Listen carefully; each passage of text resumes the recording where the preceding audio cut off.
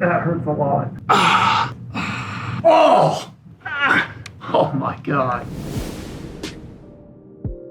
Back in 2011, just before the start of this podcast, a hugely influential book was released that greatly inspired me both as a writer and as an athlete, and made the entire running world seem to stop and pay attention. That book, of course, was called Born to Run. At the time I wrote Born to Run, the running bookshelf was pretty thin. It was Ultramarathon Man, which was a great adventure, and then a bunch of stuff about how not to get chafed. Over a decade later, I finally had the honor and the privilege to sit down with the author of that mega bestseller, Christopher McDougall, as well as the co-author of its sequel, Eric Orton. Yes, you heard me right. Born to Run 2 is here. I think too many of us start to stray into the world of exercise as punishment, as a test of our inner worth, but exercise is a sense of like joyfulness, of creativity, of artistry.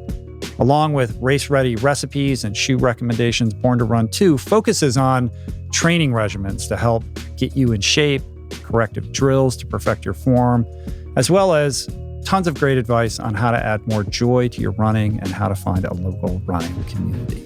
I think people misunderstand that focusing on form is tedious. To me, it's really joyful. Don't view starting running as a workout. Create the joy first, and everything else will follow. In addition to being the Born to Run 2 co-author, Eric is also Christopher's running coach. And before he left the podcast studio, Eric actually ran me through a handful of drills and PT positions to help me work through my chronic back pain. And I have to say, it helped me tremendously. That 100% helped. Will you move in with me and do that to me every day? In any event, it is now my great pleasure to present you with this conversation between me, Christopher McDougall, and Eric Orton.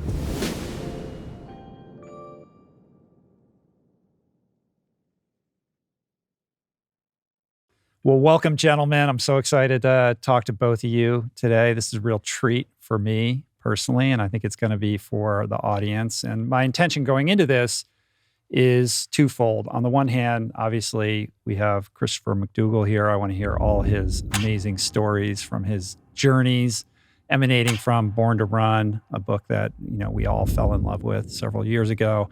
And then also to have it be kind of part tutorial, practical tools for running and lifelong pain-free fitness with you, Eric. So I think together we're going to create a really cool, unique experience. And to kick it off, I just have to say, Christopher, my heart is bursting wide open just to meet you. Like, your book and the work that you've done has been such a huge influence on me, both as an athlete and as a writer. So this is long overdue. I know we've been trying to make this happen for a long time. So I'm just super excited to meet both of you guys and be able to do this. That is really super heartwarming. Thank you. Thank you. I remember when Born to Run came out. It came out in March of 2011, right? Originally 2009, the hardcover. Oh, 2009. Actually, Rich, can I even interrupt you? Yeah, I want to start things off. We brought you a little gift. This is a hand-woven Tarahumara running bracelet. Oh, wow. And Eric and I are both wearing them. Brought you one just because, it's a little ritual that the Tarahumara do before they do like a multi-day event. Like, we're on the same team. We're going to, it's like, if you feel pretty, you run pretty. Yeah. So I just want to give this to you. All right, man. Thanks, buddy. I appreciate that. I'm sliding it on right now. Yeah. Right? Was this made by Tarahumara? Yeah. Tarahumara. Yeah. That's right. how you say it. Exactly I was right. unclear on how to exactly pronounce that.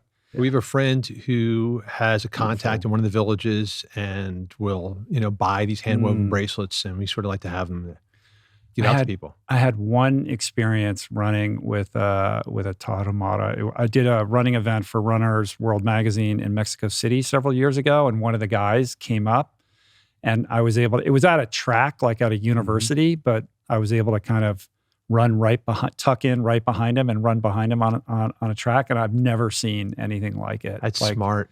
It's one thing to talk about their form and how free they are when they're running, but to actually experience that close up and to really see how effortless it is and how joyful it is. This guy looked like he was walking and he's running, 7-minute pace or something like that. And it just looked so smooth and easy and fun. It was really remarkable. It really stayed with me. What gave you the idea to tuck in rather than run next to him and try and Well, chat? I was like, I want to learn. Right, If I can get in lockstep with him. And I know, Eric, this is, a lot of your tools and your drills are kind of similar in that regard. I mean, it was just instinctual, I think, at that moment. But most people don't do that. And it was an education to me the first time someone said, get in right tight behind me. I always thought you run next to somebody. But right. That's what Micah did with you initially, right? Get as close behind. I don't know if I was that close to him, but I was trying to kind of track him. And it was a really cool experience. And, I remember when I was wrapping my head around the experience that we're going to have today, I was recalling attending a book event. It must have been, I think Born to Run had been out a little bit. So maybe it was 2010. It was at Book Soup in West Hollywood. And you weren't there. It was a Born to Run event, but Scott Jurek was kind of hosting it. And he was telling stories from the book and from his, career and experience. And I just remember it was my first time meeting Scott in person, and we were both in the midst of writing our own books at the same time. And I'm just coveting this massive, sort of imposter syndrome, right? Because I had this opportunity to write this book. Here's Scott. He's vegan, the greatest ultra runner ever, also vegan. I'm like, well, why is anyone going to read my book? And then I'm reading Born to Run, and I'm hearing these stories, and I'm like, what am I even doing, right? I just remember, and I also remember Peter Sarsgaard was there, and I was actually there that day. Were you? I was. Do you remember this? I do remember. I don't think I met you then. I don't remember meeting you then. We had done a run earlier in the day up in Griffith Park, and then had that event afterwards. But because Peter and Scott was there, I was trying to give them all the mic time. And I kind of had a feeling, oh, you know what?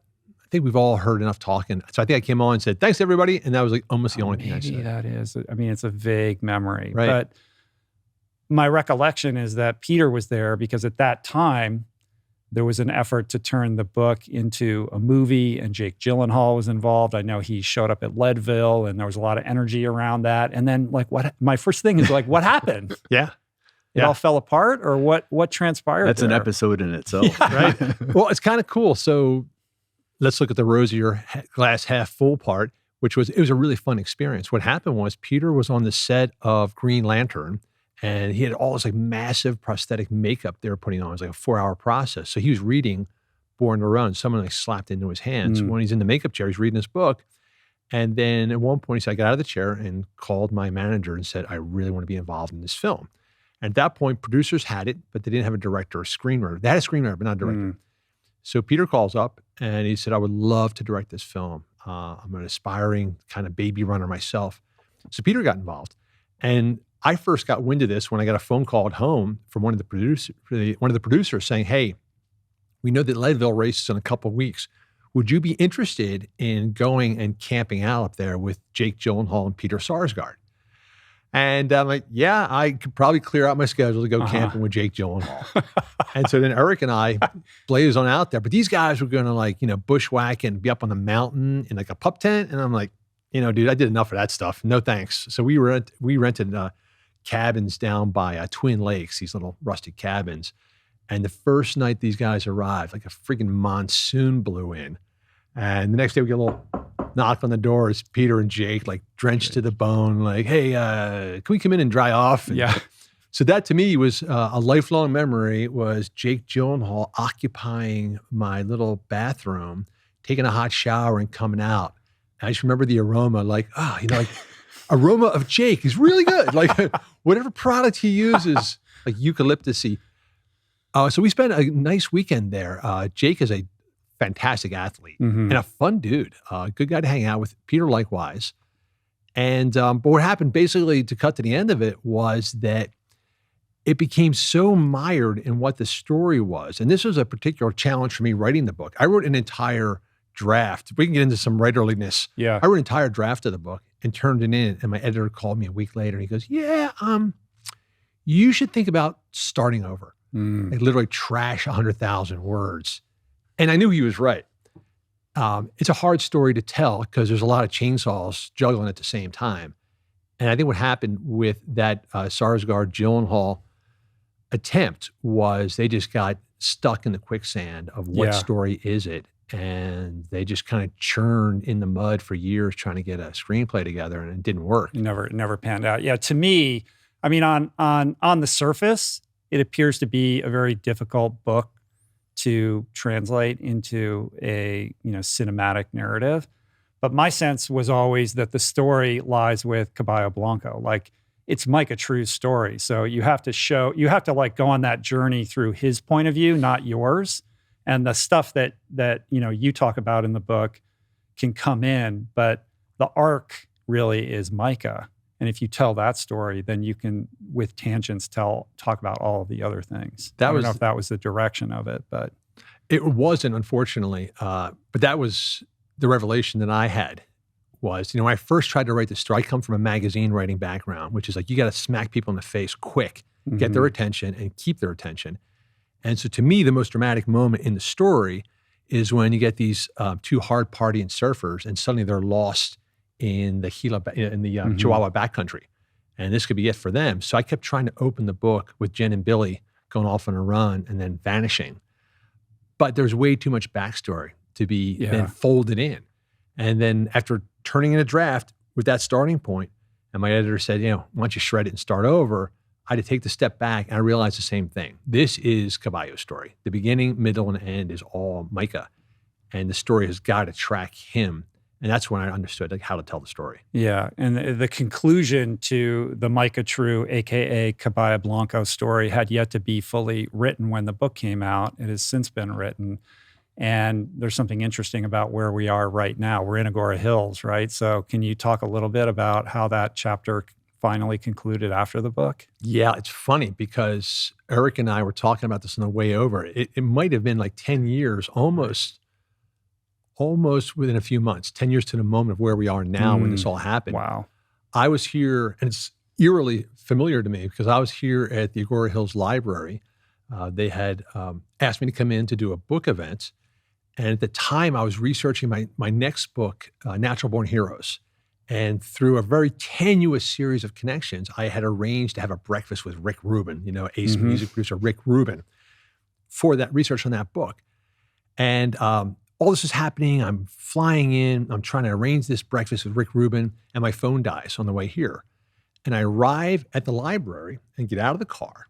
And there's someone very anxious looking at the door and sees me and just starts bustling over to me, very concerned. And they get up to me and they go, "Oh, thank God you're here." I go, I think I'm on time, right? They go, "No, it's not that. Maria's trying to reach you." I don't think I know any Marias. And he hands me the phone and I return the call to whoever it is. It's Maria. And it turns out it was Caballo's girlfriend, Maria Walton. And she said, "Oh, thank God I reached you. Micah's missing." And I'm like, well, that's kind of what the dude does. He was always missing. And maybe just explain a little bit about who this guy is, if, for the people who have not read Born to Run, to kind of contextualize it a little bit. So Micah True has always lived in my mind as sort of half man, half ghost. Just a guy that is always there, but not there. When I first heard about him, I was in Mexico City on an assignment for the New York Times Magazine. I was supposed to be tracking down known associates of a woman named Gloria Trevi, who was a hugely famous Mexican pop singer. And she was accused of secretly running this brainwashing sex cult and then going on the lam. So you think a story like that is going to occupy your attention.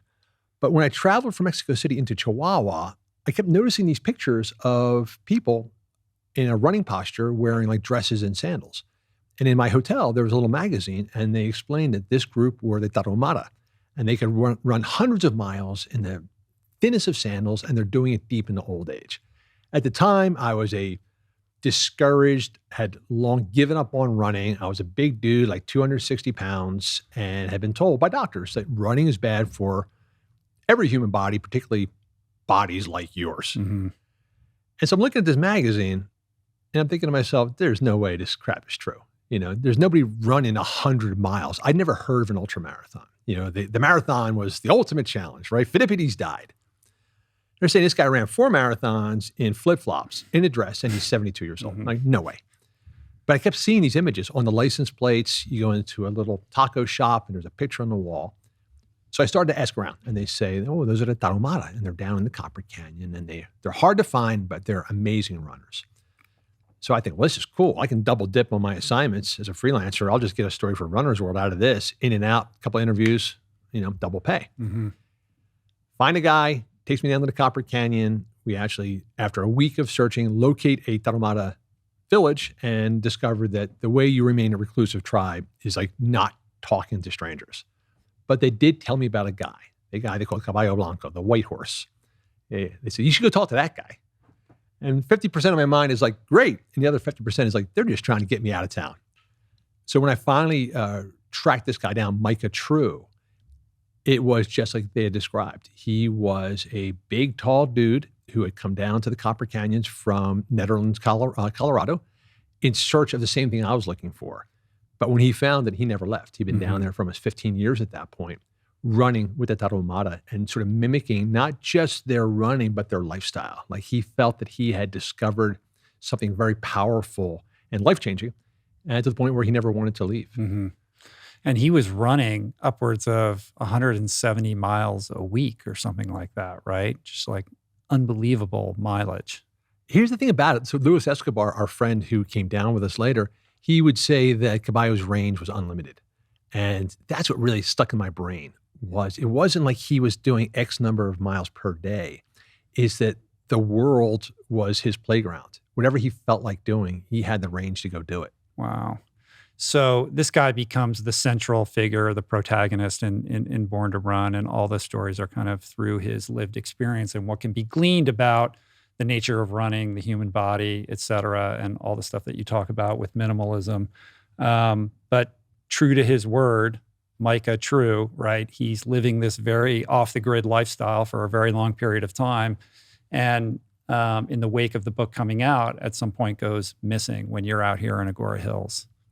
So to me, one of the happiest accomplishments of the book Born to Run is that Caballo got a girlfriend. And he got a killer girlfriend, Maria Walton, right? Uh-huh. Dude, she's a dream, just loving, tough, smart, and like everything he needed. Like, he got an email out of the blue from some woman saying, hey, I want to train for a race. I like the book. And he's grumble. And so he gave her some kind of a curt, rude response, and she was not to be dissuaded. And they became boyfriend and girlfriend. So she was the one who reached out to me and said, hey, he's missing. And I'm like, yeah, well, what do you expect? Yeah. But then she said something that really caught my attention. She said, he left Watahuco tied up and overnight. His like wolf dog. His wolf dog is the only way to describe Watahuco. And that really caught my eye because I was in Boulder once and Caballo was back in the States and he shows up at this like very Tony boutique-y brew pub and he walks in with this friggin' wolf on a chain and it's in a cast because this dog had never been out of the Copper Canyon. He literally had like adopted a feral creature and made it, his partner. And so he shows up in Boulder and the first day this dog like walks in front of a bus and gets hit. And so there's a cast on its leg. Wow. And so Caballo is like carrying this thing around, brings it to our table. And this dog is like snapping at people's food at other tables. And Caballo was just like, no problem.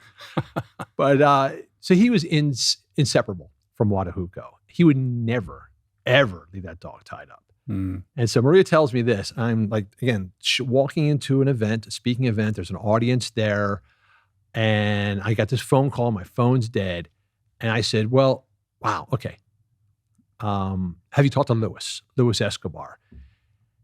And Luis is a character unto himself because he's the one guy I wish there was more of in Born to Run, but there's just so many big personalities. Luis almost got a little bit sidelined, but he's kind of like, he's the uncle, he is the steady uncle that's life at a party, but at the same time, in a pinch, you're in jail, you call Uncle Lou. Mm-hmm. So I said, Maria, have you called Luis? And she said, oh yeah, he's on his way. So then I borrowed a guy's phone, called Luis, and Luis is typical, driving out of Santa Barbara. He's texting people, driving with his knees, and he was on his way down to the Gila Wilderness in New Mexico where Caballo was last seen. So I said, all right, dude, I got this talk. I'll be done. I'll drop off my rental, pick me up at LAX. And that's what happened. Right. So you go down there and the ultra running community kind of turns up for this manhunt, right? Scott Jurek shows up. I think did Timmy Olsen show up as well? Bunch of people, Skaggs right? brothers turned up. Yeah. Except for one notable character, Barefoot Ted, because he had a different perspective on what might have been happening. So Lewis picks me up at LAX, and I jump into his truck, and he already had like 2 other people, and we're bombing down the highway. We swing over to pull up Pat Sweeney, who jumps in. And a lot of these people I'd never met, but it was the kind of weird orbit that had developed around Micah, which is that within a year or two of the book coming out, suddenly people who were fellow spirits had connected with him and loved him. And so I'm like in his truck with I know Lewis, like who does everybody else? And then are racing to the rescue. So we're bombing down the highway. And the other thing, people are Venmoing money to Lewis, like, I'll pay for your gas. You guys are going to need Taco Bell. So his phone's ding. We had to shove him in the back seat because, dude, you cannot be driving anymore. And on the way, I get a message from Ted, which is the most infuriating but loving thing about Ted, which is he says stuff that just makes you want to just rip his head off. But in retrospect, it's true. So he sends a message like... He's an acquired taste. Is exactly right. I feel like the closer I get to Ted, the more anxious I get, and the further away I get, the more I love him. So there's like a magnetic polarization. And so he sent me this message he's like, why are you going down there? He predicted this. And he said that someday, man, I'm just going to walk off into the wilderness like Geronimo and lie down, and that will be my end. I'm like, Ted, shut up, man. We're trying to help this dude. Like, why are you saying he's dead? But that was it. Ted, I think if Ted is a super loving guy. There's never a no that comes out of his mouth. As much as he drives me crazy, you ask Ted a favor, he'll double it. But in this instance, he's like, no, it's over, which was infuriating, but. Yeah, he was right. So, eventually the body is found. Wasn't he sort of at a creek bed with his feet or his legs in the water? And it was unclear, like they did an autopsy. There's a lot of uncertainty about how and why he died. Isn't the conventional wisdom that it was some kind of Pheidippides cardiomyopathy? But you have a different view on that, don't you? So it was a weird scene. We get down there, it's sunup. Search and rescue is super well equipped to deal with this. They know the Gila. And then Luis Escobar gets right up in the face of the head searcher. And he goes, you know something? You got some of the greatest ultra runners in the world standing in front of you. You should cut them loose.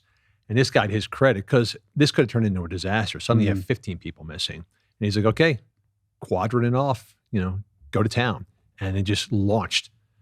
Kyle Skaggs, Scott Jurek, everyone just pouring off in every direction to run through the mountains. And what's weird is, to a scientific fact, they knew he had to be north of the park station because he'd last been seen running right up the highway. They had the times figured out he had to be north of there. So for 3 days, we're searching this, every crevice, like not a sign of the guy. And a couple of guys who had known Micah for a long time go, well, if he absolutely has to be north, he's south. And they just turned around with the opposite direction. And then very quickly they found him. Yeah, his corpse lying by the side of a creek. And in some irritatingly Barefoot Ted way, it was the most beautiful final resting spot you can imagine. So they did an autopsy. They thought it was cardiomyopathy, but other endurance athletes with a science background said every endurance athlete has got an oversized heart. Like that's nothing. They just haven't dissected enough endurance athletes. Their estimate, which seems to me the one that has the most fruit, is that he had a parasitic invader in his body because he'd had these fainting spells on occasion where he'd just drop over, and he thought he had West Nile for a while. For about 3 months, he was just flat on his back, and this was not too much prior to the incident. Yeah, and so I had to believe that he would have had an undiagnosed, sort of a tropical parasite that was probably, carving away at his heart. Mythic figure who lived, the way he wanted to live, and died in a manner befitting, who he was. It's kind of an incredible story. Yeah. I hate to mythologize it too much, but you talk about this old West figure that just wanted to head out into the hinterlands and carve his own little lifestyle and to find like-minded souls among the Tarahumara. He was at home. Yeah. How do you think about balancing, that kind of fidelity to principle with like being, somebody who lives in the world and, has a family, et cetera. Like there's so much to be learned from that type of courage, but also, you have a different mission, right? So how do you like wed those two things to try to, create the life that on some level, takes the best of what he had to teach us? It's a fundamental question that I've asked myself a lot, because not only do I ask it how he lived this way, but when I look back on that whole adventure of Born to Run, I'm like, what's everybody doing here? Like, why is Scott Jurek here, of all places? Why is he in the bottom of a canyon with some race by some dude who he doesn't even know? Why are Jen and Billy here? Why is Eric Orton here? Eric has a very successful coaching business in Jackson Hole. Why is he in El Paso getting on a Greyhound bus?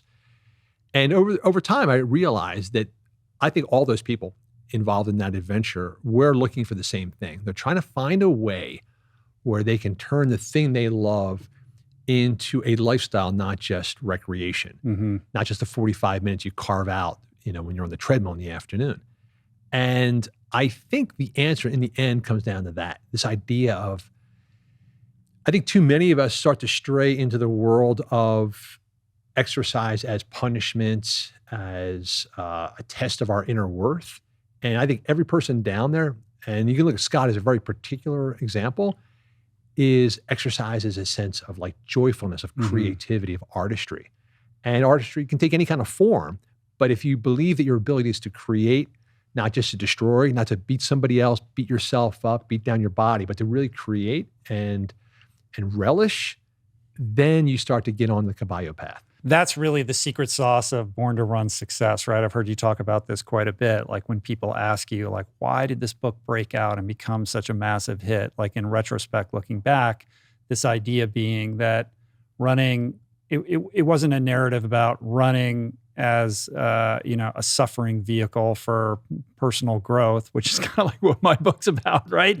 But it was about finding the joy in the community, right? That this should be a joyous, expansive experience that's fun, and it's your journey towards discovering that for yourself. Oh, but I would counter. I would rebut your point, because you were on a path to lots of unhappiness and pain and destruction, and you found something that sort of had a glow. Yeah. But I'm curious, so your writing process, what was that like for you? So was it a long period of sort of dark nights of the soul, or like, am I ever going to finish this? You're trying to flip it on me, right? Well, I'll indulge you a little bit, but this is about you. But yeah, I mean, it was my first book, and I don't have a history or a career of being a journalist. So it was definitely, a lot of, dark nights of the soul and panicking. And like I said, imposter syndrome and the like I just was delighted that I had a book deal. I couldn't even believe that like somebody was like, really? So, I was determined to, write the most, authentic version of this story that I possibly could, because as I mentioned earlier, and I've said this before, I knew Scott was writing a book, and I was like, well, my book can't be anything like that, and it shouldn't be anything like that. Like, what do I have that's unique to me that could be helpful to other people? And I realized that the value of what I had to say was going to be deeply wed to the extent to which I was willing to be honest and vulnerable about like my own pain and my own foibles and failures, because that would be the emotional, like connective tissue that could hopefully speak to a broader audience beyond just like the running community, right? Like my goal was to write a book that wouldn't just live within running circles, but connect and speak to, a broader audience of people, which you did so beautifully and successfully. Mine wasn't nearly as successful as yours, but, I'm proud of what I was able to do. You're doing okay, Rich. Yeah, well, this is a different thing here, but anyway. That was it. That was it. You were writing a book about athletes for people who may not be athletes. And that was my total orientation for Born to Run. Was like the sports movies I love the most are sports I don't give a crap about, like Bull Durham. Yeah, me too. Right. Tin Cup. I don't think I've ever hit a golf ball. I will die a happy man if I never do hit a golf ball, but I will watch the crap out of Tin Cup. Bull Durham. I don't play baseball, don't watch baseball, love the movie. And that was my thought. It's like, hey, if I can take this activity, everybody thinks it's one thing. And if I can show them another side of it, and I think you had the same orientation, like if I can take my story And so it's not really about hammering my butt in triathlons, but it's really about letting yourself explore and discover. And I think there's a freedom, which I think we probably both had, which is that you're not quite sure if anyone's ever going to read this. Yeah. And at the time I wrote Born to Run, the running bookshelf was pretty thin. It was Ultramarathon Man, which was a great adventure, and then a bunch of stuff about how not to get chafed. Right, like really practical type books. And regurgitating the same stuff. Except for Murakami. Although I tell you, that was right around, I'm not sure if that was before or after Born to Run. It was almost at the same time. Yeah. But even then I was willing to say I'm in a different category. I'm a different age group because, he's a super successful novelist and I'm some Jaboni magazine writer. So, but I think that was it, that you and I had a common experience of feeling like we could say what we wanted and to be as open and exposed, because there's a good chance no one's going to read this. Yeah. Eric, I promise we're going to get to No, you. you're fine. You're fine. No, go ahead. What? You can see I'm a lucky man. I've been 2.5 weeks with this guy hearing all these stories. Yeah. Well, he's a very skilled storyteller for sure. So what Caballo's, we're good. Caballo's spirit animal for Eric was El Gavilan, the hawk. Yeah. It's hovering above, I'm watching. Yeah. And then dropping the talons into you. We're cool. Good. Two observations on what you just said. The first being that, on this kind of spectrum of suffering to joy in terms of our relationship to fitness and running in particular, I would still submit that like my book was about like how suffering can be a tool and a teacher for personal expansion and growth. But I also think it's an unsustainable fuel source. Like now, we're about the same age, maybe almost exactly the same age. Like now my relationship to it is so much different. Like the joy, finding the joy and doing it for the joy as opposed to a performance goal or, some kind of self-flagellation is much more appealing, exciting, and ultimately more expansive, right? And that's what, we're going to get into the new book, but that's a huge message of this new book, like Born to Run being kind of the why and Born to Run 2 being the how. Isn't it funny that fun is like a dirty word in endurance sports? Fun, I enjoyed it, I had a good time. Like, no, dude, you're not serious then. It's got to be, run yourself into the ER or you didn't leave it all on the table. And to me, like that's the gap in our human evolution as athletes. We start off that way as kids. And it's been funny. We were at a group run in Chinatown, New York, Run for Chinatown. Mm-hmm. And as we were talking to Leland Yu, as he's describing his own immersion into running, these little kids were just ripping around back and forth on the playground. I feel like, why are we talking to you, dude? We should be talking to these kids because what they've figured out is it. But what happens is we sort of take kids and we sort of pen them up in their desks, and over the time, by the time you're ready to get back out and move again, you've lost that fun component. But it's, again, ancestrally, it's so important. Yeah. Born to Run was not an instant New York Times bestseller. I think that would surprise a lot of people. Oh, yeah. Like, it's kind of amazing the grassroots work, heavy lifting, and campaign that you devoted yourself to get this book out there, and the difference between kind of how people perceive that book now versus what you were actually doing when it came out. I still don't really know what happened. I don't know when the electricity started to spread, but the book came out in May of 2009, and the first kickoff events that my publisher had arranged for me was to have a talk in a running shoe store in New York.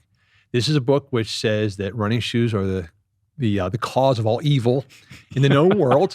And they put me into a running shoe store, and there was about 3 people there. Mm-hmm. And I sort of talked to them and don't know what I'm doing. They left, and that was the end of that event.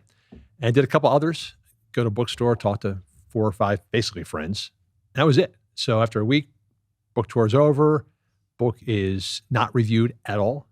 Runner's World no reviews at all? To this day, Runner's World has never written an article about Born to Run. Get out. Will not touch it. Because it's too offensive to its advertiser base. I don't know. Or threatening. I don't know. I can take guesses. But, I think it's sold, 4 million copies. How many copies of this book have you sold? 4 million copies. Yeah, in that range.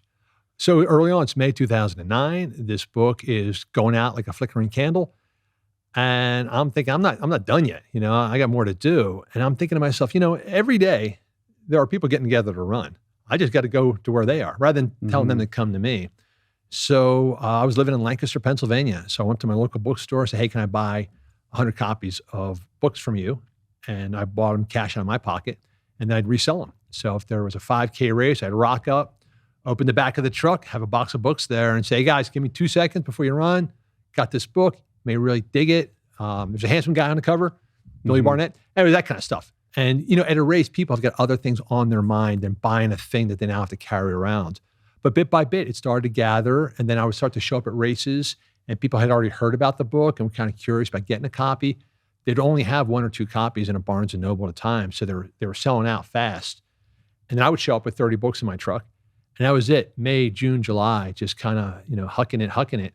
And then out of the blue, I get a phone call. It was August. I remember this because I was supposed to go back to Portugal, where I used to work as a foreign correspondent and visit friends for a birthday.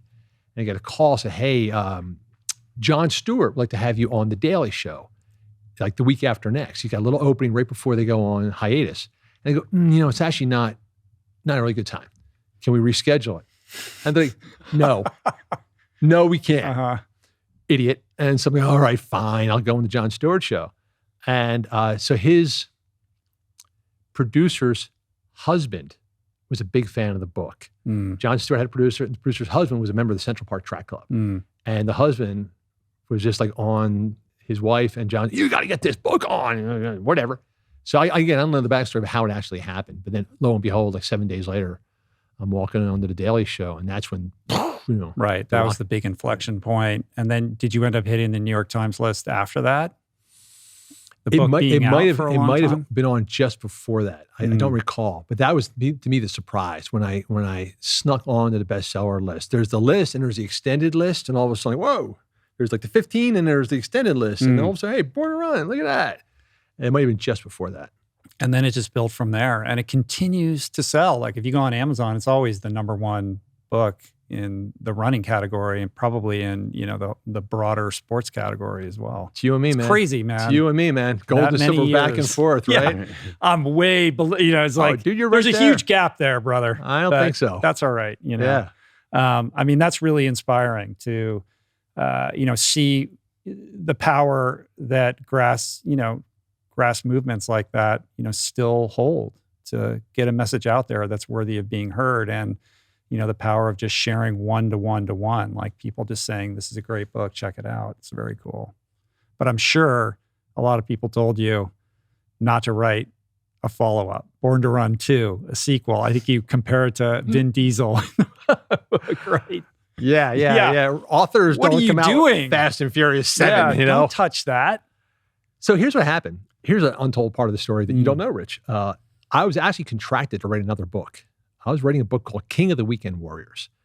And the idea was that there are extremely high-performing endurance athletes out there that most people have never heard of because they don't care about podiums or anything. And I got a buddy in New York. He's got 7 different Guinness World Records.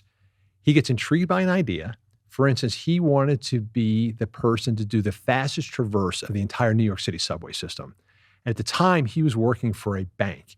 And he hacked into the mainframe computer of the bank and started running the millions of computations to figure out the best traverse of the New York City subway system. It's an extremely complicated mathematical equation.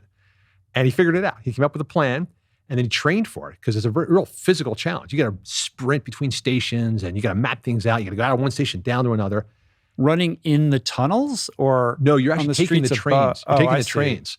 But it's tricky. So you have to hit every single stop faster than anybody else. And a number of people have done this over the years. This is one of those like underground records where people like it because it's a mathematical, like tri-level chess problem that also has a physical component. So my buddy figures this out. He has a plan and he goes off and does it. And he breaks the world record. He has the world record for the highest ascent in 12 hours. So the most vertical feet gained in 12 hours. And the way he did it was he had his wife standing at the top of a skyscraper of a building that he had an office in, and she held the elevator for 12 hours. So he would run up the stairs, run on the elevator, he hit down, come off the elevator, hit 75, whatever the top floor was, He'd run up the stairs. He did this for 12 hours, up and down, up and down. His poor wife, hold the door. But I was fascinated by this guy because I would say to him, hey, how about this? You should jump into one of the backyard challenges. He's like, dude, I would never do that. And he'd explain his logic. That's you against other people. Right. I'm against me. Say, I want to write this book. But I'll tell you why. And this is going to come across as offensive to some people. And yes, I do sort of mean it that way. To me, where I realized halfway through the book was, I'm not writing a story for the right reasons. I'm writing this to wave a finger at David Goggins and say, dude, you're wrong. You should not end your race on the floor in the emergency room. You should end it with a smile on your face and sense of achievement. And I felt like I'm not writing, I'm arguing. And I just felt the wind coming out of my sails as I worked on this book. I'm not telling a story for the sheer joy of it. I'm telling a story because I feel like I know something and I'm going to argue with this guy. And it just soured on me. And I'm thinking to myself, it's the wrong reason. So what is the right reason? At the time, I get a lot of messages all the time from people asking me for training advice. And I'm like, you can do better. Like, don't ask me. I'm not that guy. And then like that day, I'm opening up my inbox and there's like 10 messages. Hey, I've got plantar fasciitis. What should I do? What shoes should I buy? And it just clicked. The book you should be writing is the book that people have been asking for. But I never felt I was in a position to do it. I just didn't know enough. And then I thought, but I know someone who does. We really need to take everything that was not in Born to Run and put it into Born to Run too. Sure. I feel like most people want to eat better. They want to improve their diets. Absolutely. Have you heard of it? I've heard of it. This trips up so many people. We thought, hey, we know a couple things about how to do this. A few. So we created this thing called the Plant Power Meal Planner that is this beautiful offering whereby you gain access to literally thousands of plant-based recipes that you can totally customize based upon your preferences, your allergies, your peccadillos. It integrates with grocery delivery. So all the ingredients that you need get shipped right to your door so you can make the stuff that you've pre-selected. And we all could use a little inspiration and support when preparing meals for our families in our busy lives. So we hope you join us no matter what your eating style is. We have our arms open wide, and we've saved you a space at our family table to join us in eating more healthy, vibrant, plant-based meals. And if you're looking for the perfect holiday gift for a loved one, right now, for a limited time, we're offering $20 off meal planner gift cards through December 15th. Visit meals.richroll.com to claim the offer. Again, for $20 off meal planner gift cards from now until December 15th, visit meals.richroll.com. So that brings us up to you, Eric. Why don't we start at the beginning here? Like, how did you first meet Christopher, and what was the process of getting him ready for that first 50K race that he wanted to run? I mean, the whole thing with Born to Run is about how you didn't see yourself as a runner. You thought those days were in the past, and I'm a big guy and knees and et cetera and all that kind of junk. And you really rewired his thinking and created an approach that, basically allowed this guy to blossom and become, an ambassador of the sport in the broadest sense of the word. Yeah. So we first met in 2005. He was doing a magazine article on my training in Jackson Hole. And it was right when he came back from the Copper Canyon the first time. And I'm like, you just did what? Because I moved to Colorado in 91, and it's right when the Tarahumara, who had raced Leadville 100, so they just came on my radar. I'm like, oh man, this is legit, and that was back when there was no internet, and the mythology of what they're doing was proliferated because you couldn't find any information about them. So here I am, like walking into meeting this guy who just spent time with them, and we just kind of hit it off. And so we were supposed to do a 2-day kind of, I was like the flavor of the month for this magazine article. And it was like America's greatest workout or something right. Crazy like that. And so we met day one. I kind of went through what I had scripted, and then it came really, really obvious to me. Here's a guy who really, really wants to run. doesn't think he can, been told he can't. And I ripped up my script for day 2 and we went to work. And at that point in time, I think, how we kind of explore this is super important because I think a lot of people watching and listening see themselves in that way. Yep. And I'm kind of going through something right now, that has forced me to reframe like how I think about my running. And I'm curious to explore that with you as well. Mm-hmm. But at that time, would you consider yourself to be kind of a traditional running coach? Did your approach change as a result of your exposure to this new way, or had you already kind of cottoned on to this more minimal, naturalistic approach to training and lifestyle? It's just been a lifelong, I was an athlete growing up. So I've always looked back in all these little points in my life that have really just accumulated. So at that time when I met Chris, I just kind of have a feel for what an athlete needs. And it's a combination of research, school knowledge, my awareness of my own body, my awareness of seeing athletes good and bad, and sometimes seeing bad is really, really helpful. Mm-hmm. And then knowing the psyche of the athlete, what was most important with Chris and I was for me to see his desire to run and being so frustrated that he can't. And knowing a lot more about Chris now is that was the rebel in him. He really wanted to run because everyone's told him he can't. Mm-hmm. And so it's then just, I can't, it's just a feeling from a coach of what an individual athlete needs. Right.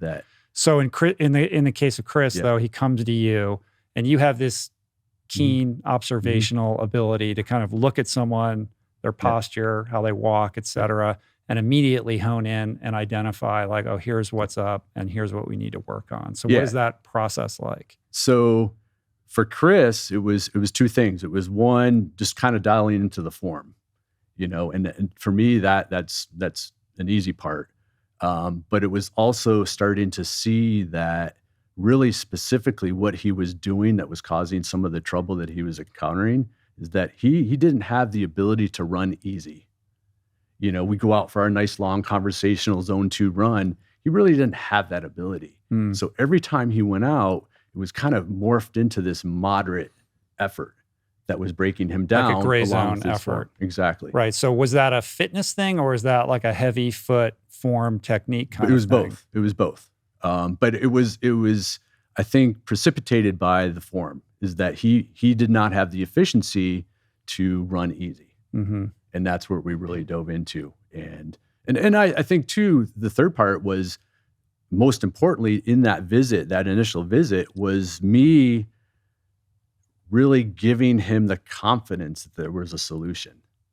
And I think, that's just my own. Chris can give his own.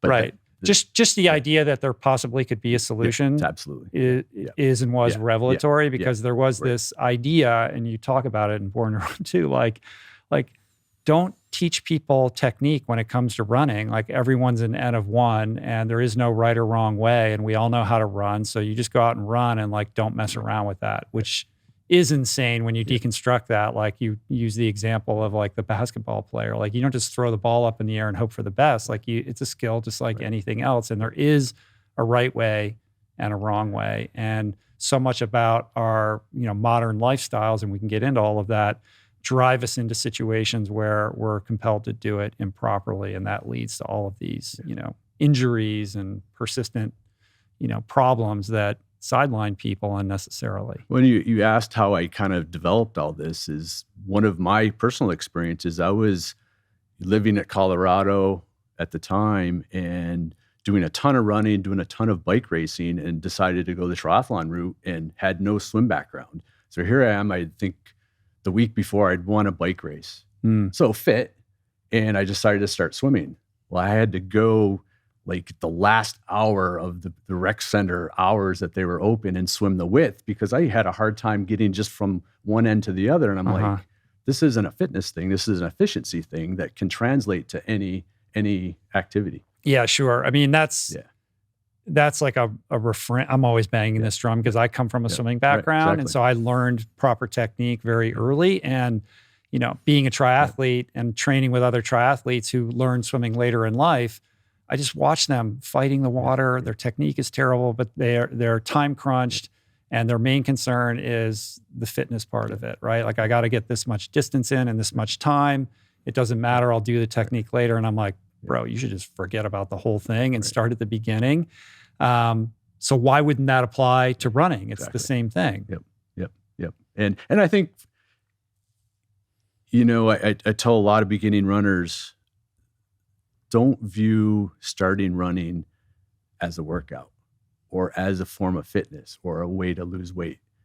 Create the joy first and everything else will follow. And that goes into learning to be efficient, not thinking it has to be hard.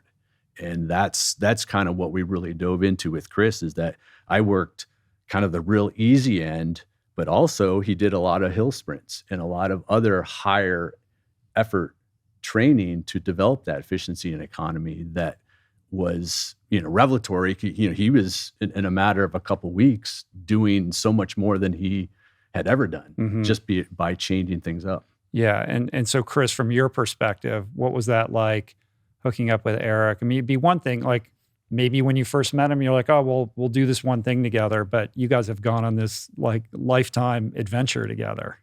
So obviously, like, this guy's been central to, everything that you care about in this world. You can see why just from that answer. Yeah. It's so smart and so easy to appreciate and absorb. But so I'm super grateful on a personal note because he gave me something that has changed everything. Not from a career standpoint, but just from a physical standpoint. Imagine being told you can't run, believing it, stopping it. And then 15 years later, realize I can walk out the door and run as far as I want in any direction. The whole thing we were talking about with Caballo, that freedom, that joy. I mean, someone's giving you just an incalculable present. So, I just owe you a ton. Right. So here we go. We got Born to Run 2. And this really it is the how. It's like this manual that walks you through these, essentially like these 7 principles, these like pillars for lifelong athleticism that all conveniently start with the letter F, right? I don't know that we need to go seriatim through the whole thing, but let's hone in on the form piece for a little bit. I think with Born to Run, it became a little bit reductive in the sense that everyone just thought it was about minimalism and barefoot running. And that is a piece in there for sure, right? But that's really kind of evidence of a broader, concept around form, technique, and lifestyle. So that's not really a question, but like maybe we can launch into how you guys are thinking about that. I mean, Born to Run, huge in ushering in this minimalism sensibility with running. And it's been interesting to kind of watch the pendulum swing both ways. Like, it was all about Vibrams for a while. And then I remember I was helping to crew Dean Karnazes at Badwater, some handful of years after that. And every single person was wearing Hokas with the giant marshmallow, soles. And I still have yet to see elites running in minimal footwear for the most part. I mean, I'm sure there's exceptions and you guys probably know these guys, but it's not like everyone's towing the line in sandals at Leadville or anything. Oh, but like the that. elites do. Yeah. No one's lined up for a marathon in a pair of Hokas. They're wearing the more cushioned ones. If you're running an elite marathon, you have the thinnest. It's a minimal shoe, right? Well, you have the Nike, whatever it's called, and all of that, all the high-tech kind of stuff. Yeah. I'm sure you have lots of opinions about all that kind of stuff. Yeah. But it is weird. Like the shoe companies still prevail for the most part. Like, they've taken a note from the work that you've done, but I don't know. Like, what's your sense of where all of that is right now?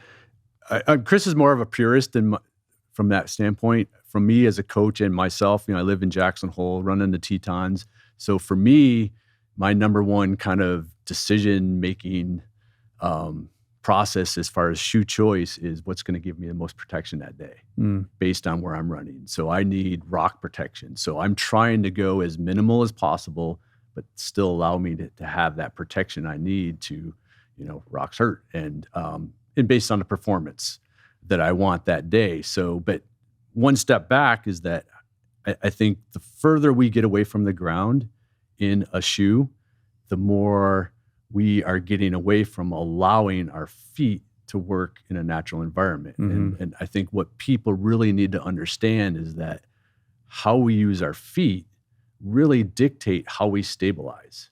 Our first line of defense as runners is with our big toe and our arch. That's our stabilizer. And that really dictates how well we use our glutes.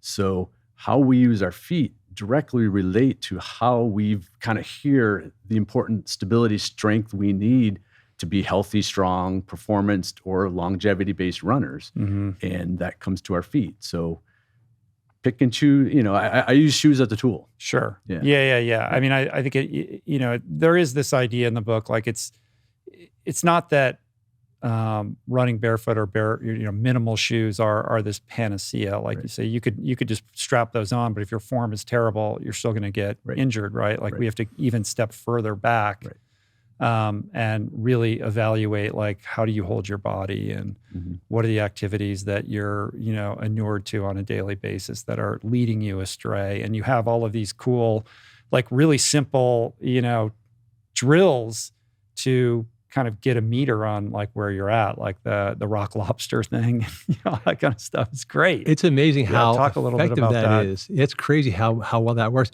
But here's my take on this, Rich, is that I come from a perspective of like, I am the guy that's always like one cushion shoe away from backsliding. We were at a great store in North Carolina. Relapse. Total. Yeah. Well, we're going to be very cautious about that word, but we're at a running shoe store, and I've always been curious to try the Ultra Escalante Racer. It's actually the shoe we recommend in the book. If you are transitioning, if you're trying to get your form dialed in, I've been very scrupulous to never, even during the Vibram 5-finger phase, I never recommended a shoe. I said, I'm just not authoritative enough to recommend a shoe. I wear it myself, make your own choice. But in Born to Run 2, we recommend a shoe because we can't just be agnostic, say, hey, you should pick a shoe, but it's up to you. But I'd never actually tried them on myself. I was arguing in favor of a more minimal shoe. So I'm in this running shoe store and they bring out a pair of the Ultra Escalante Racer. I put it on, I'm like, man, that's too much shoe. Rip out the insole, still too much shoe. And Eric's like, this is a super stripped down minimal shoe for everybody else. But for me, I always feel like, man, if it's too comfortable, I'm going to fall apart. My form is going to go to hell. And to me, that's what it's all about. If you learn any other craft, if you're learning a martial art, they're not like padding you up and stuff. They are letting you learn how to move, and you master the craft over time. And to me, running should be no different. And I can only really feel like I'm in control of form if I'm actually feeling what my feet are doing on the ground. Yeah. Are you guys familiar with Tony Riddle? You know who this guy is? British guy. Had him on the podcast. Yeah. He goes by the Natural Lifestylist on Instagram. Yeah. He's got a pretty big following, and he got rid of the chairs in his house. Like is that the Wilding running? Yeah, I mean, I don't know how he's branded it or whatever. Yeah, maybe he's rewilding running. Right. He's done a couple adventures. He did this thing, 1 man, 2 feet, 3 peaks, and made a documentary about it where he did the 3 peaks challenge in the UK. Running on Vivos, like on the roads in between the peaks, but then scaling the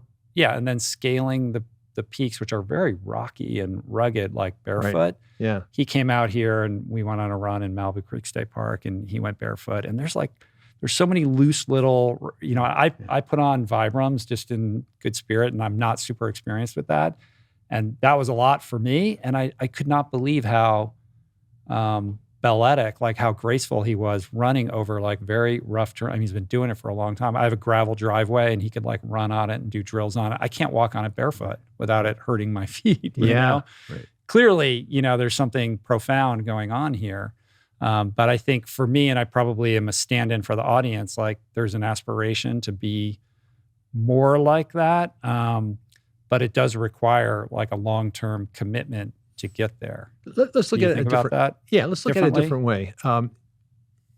Your feet are sources of sensual pleasure.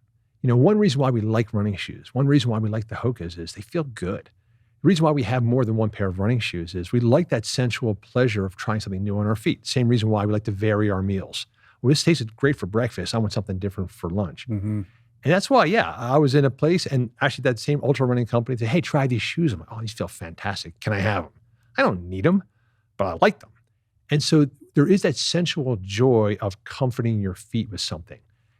To me, rather than say, well, you have to commit to learning form, what if you decide, I'm going to really relish the sensual pleasure of freeing up my feet, of actually experimenting on that gravel driveway, because over time, it's going to feel really good. You don't have to make it punishment. You don't have to say, okay, I'm going to walk up and down this gravel driveway like it's a bed of hot coals. I'm going to try a little bit. I'm going to sense it and see what it feels like. My wife, who was not a runner, she was a dancer, and she got sort of dragooned into this whole thing when we started to run with our rescue donkeys. But her genius technique was to learn barefoot running. She would just set out barefoot on an asphalt road with her shoes in her hand. And the second it was at all uncomfortable, she put her shoes on and then finished the run. But over time, she went from 50 feet to 1,000 feet to a mile. And that was it. As soon as it's no longer pleasurable, switch it up. And what is your sense of like how long making that full transition takes to do it responsibly? See, I think that's the wrong way to approach it. That this should be something that's different for everybody and seen as a tool and a training tool. And I don't think, for me, using my athletes as an example, I just had someone finish a 100-miler, and we have him in minimal shoes some of the time. We have him doing foot core exercises. We have him doing a lot of different types of training, but then he's picking the job or the tool for the job for the race. Right. And so I don't think it has to be this either or. And I think that's where people start to see it's I'm either a minimal runner or I'm not. See this as a tool, and in training, just like you do your intervals and your threshold runs and that is because it is training, and every step can be a form of strength training. Yeah. Well, this book has come at a really opportune moment for me because I've been suffering from some pretty chronic lower back issues and sciatic pain. I've got some numbness in my foot, and that's very concerning and has benched me from running and sent me on a bit of a world tour of, meeting with, all manner of specialists, all of whom seem to have, versions of the same advice, but also very different at times, which can be paralyzing and confusing. But one thing has become abundantly clear, which is the lack of my brain to connect with certain muscle groups. So it's not even that they're weak, like they don't work. My brain says, move that muscle, and nothing moves, right? My glutes don't fire, et cetera. I've got tight hips and all these sorts of, knots that I'm trying to untangle with a lot of the, the drills and some of the advice that you give in the book. And I watched some of your videos as well. It's been slow going for me. And so I am going to make this about me and say, maybe you can we can go out there afterwards, or really you can look at me a little bit. I'm not going to let you leave without taking advantage of that opportunity. I won't want to leave. Let's go. Yeah. All right, cool. So, using me as a proxy for the typical middle-aged person who kind of maybe had a history of running, but is banged up a little bit. And, I'm reading this and I'm feeling a sense of hope. Like, I really want to be able to run pain-free, fall in love with this thing that I care so deeply about. And it's been really, frustrating to not be able to move my body the way that I would like to. Yeah. And I think you said one thing that really resonates with my experience in my camps, clinics, coaches, people I hear from, that the neuromuscular strength component, where you're lacking that activity from a neuromuscular standpoint. And I think that's a really big key, where people and athletes focus so much on developing strength and getting stronger, and core exercises are a great example. You may have the strongest core in the world, but unless you're using it in a functional manner, it doesn't matter. And so having that neuromuscular connection is the type of strength I see most runners needing and lacking the most. And, just as a general statement, a lot of that starts at the feet. You can't train the glute activity properly unless you engage the feet. And I think that would be the first thing we would look at. Have you had success working with, because there's a section in there where you go through kind of common ailments that people have. Right. I didn't see one for lower back pain, but I'm sure you've had to contend with that with the people that you work with. again, just general observation with what you're saying is that my sense is that the back pain is just a symptom. Is that more times than not where you're feeling it is just a symptom of another culprit. And that's what I would explore is like, okay, let's maybe not look to treat the back. Is there something else that we can look at?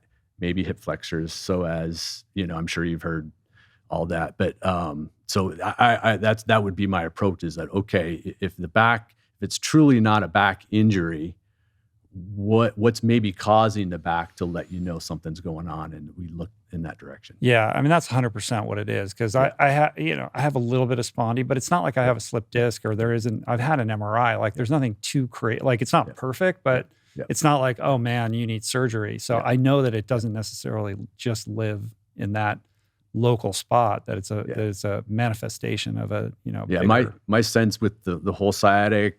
Maybe we look at TFL. Kind of what's going on the side of the hip. Yeah, the hips start to hurt. Yeah, The top of the hamstrings start to hurt. Then my feet will hurt. Like, and I'm like, this is not right. So it literally travels right down the chain. You feel like one place, then another, then another. Yeah. I mean, those are kind of where I feel it. Yeah. Like I could go out and run now fine, but like after a certain number of miles, I'll feel it in my hips, and then I'll just be a little bit more sore than I should be the next day, and my feet will hurt when I put weight on them, and I'm like, that's not right. That was exactly the idea of this book. So when we started to talk about it, the idea was well, we want a universal book. We wanted this to be literally the ultimate training guide. But where is the cross-section between veteran runners and beginners or people in the middle? And what we came up with, and this was a shock to us, we did a photo shoot in Colton, California, and Lewis had gathered this great, wonderful, diverse group of people for photos. And we were just running them through some skills just for the photographic purposes. And then Eric was pointing stuff out. I'm like, oh my God, like I'm shocked at what I'm seeing. Jenna Crawford, who won the Rose Bowl half marathon, fantastically trained runner, but watching her glutes shake like a paint mixer. And Eric's like, see, her glutes, they're switching on. They were dormant, switching on now. And we realized even people who are at peak fitness have these, what we call wobbles, little wobble in your mechanism that can then, and it sounds like exactly what's happening with you, Rich, is you're in a run and that little wobble is taking its toll. So by mile 5, it's catching up. So we wanted a book where we could tell people you can go back to a factory reset. You can go back to first principles, rewire yourself. So even if you're a beginner or you're a veteran, you can both arrive at the same place of feeling like your running is really dialed in. One of the really counterintuitive and fascinating aspects of getting started on this adventure was this idea of starting with going fast, right? You just think like, well, you start slow and you build up your fitness and then you get faster. But the best way to evaluate where you are and what you need to work on is to get somebody to sprint first or run really hard, because you can't hide from your form in that regard. And then you kind of build into your slower form from what you learn about what you observe when somebody's running very quickly.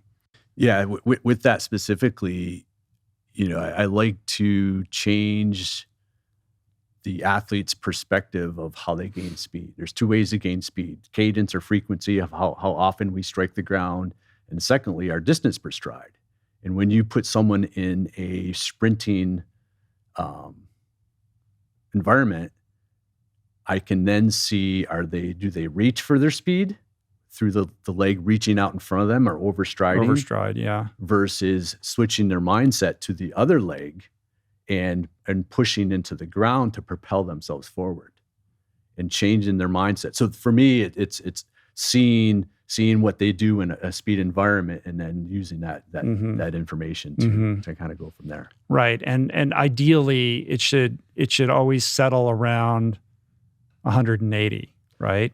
That's the magic goal, right? And so talk a little bit about why that is and what that means. Yeah. So, I mean, coaches through time have analyzed elite athletes, elite runners, and kind of that's become the magical number that those elite athletes tend to have. That I think that's where that number came from. So I see it as an aspirational number for a lot of people.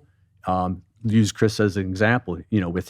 With his height, he's maybe always going to gravitate to utilizing his distance per stride just a little bit more than I would, or I might kind of focus on the cadence a little bit more. But for me and my athletes and people that I want to kind of affect is that 180 number is just something that we look to get better and better at. 180 steps a minute. Exactly. 90 each leg. And to me, the light bulb, Rich, was when Eric was explaining this to me, and he put it in terms of, you watch a boxer skipping rope.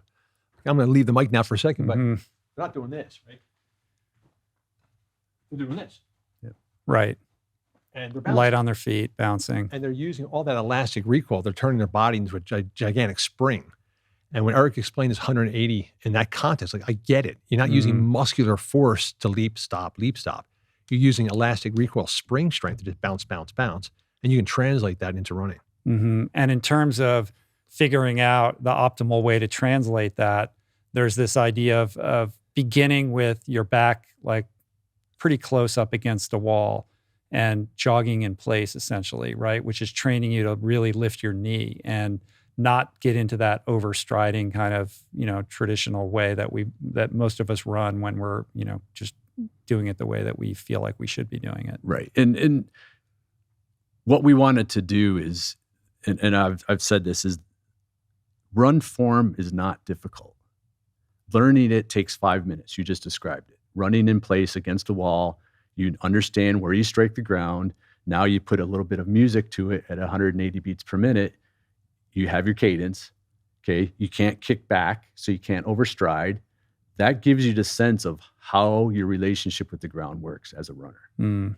And so then where the challenging part comes in is then having to develop that muscle memory, right, for it to take hold. And that's the piece that maybe people don't understand, is that I see a lot of people, they think that they've learned to run with good form, and then when that muscle memory starts to create some frustration, they think they need to learn more, and it continues that frustration where it's maybe throwing in some skills and drills and part of that neuromuscular strength that is really what needs to take place. Like the human's just hardwired to try to overcomplicate it, right? Exactly. Like, where do I go behind the VIP rope? There's got to be more than just this like run in place, with my back to the wall thing. Right. It was funny, Rich. We were with an athlete yesterday in Phoenix, super skilled, very strong athlete, and a dancer.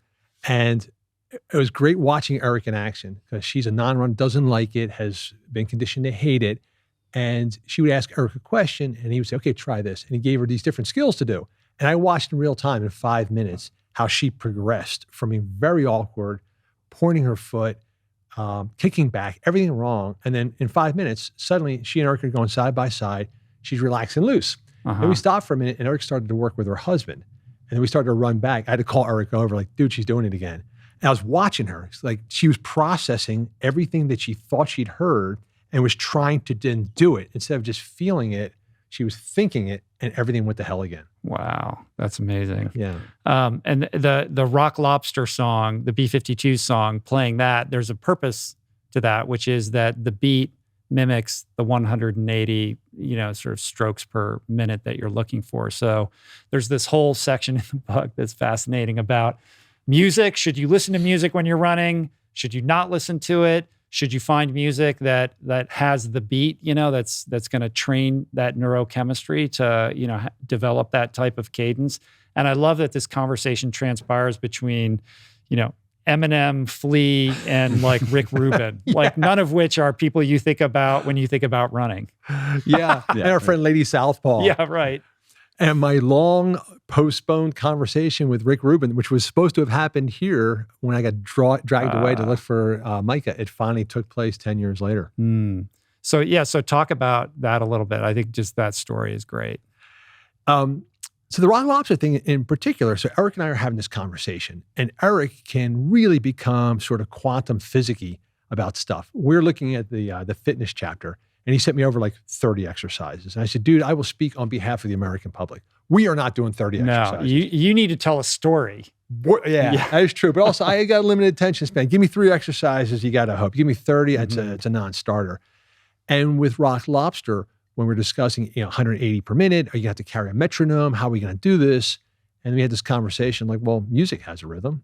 wall's right there, and we can really simplify it. And then once Rock Lobster's in your brain, you cannot like pressure wash it out. It's there for life. So once you learn to run to that beat, you got it. And then for the whole music question, it was the same thing. I'm like, we were having this conversation back and forth. Like, we're purists. We do not wear our earbuds. We want to have our thoughts. But I'm like, you know what? I've never actually been in a race when someone starts playing Gloria Gaynor that I don't run better. You know, as soon as the music's on, I'm like ready to go. I've never had a run that was worse with music. So how are we going to sort of navigate this? And that's when we just kind of put out the bat signal, like get some opinions about this.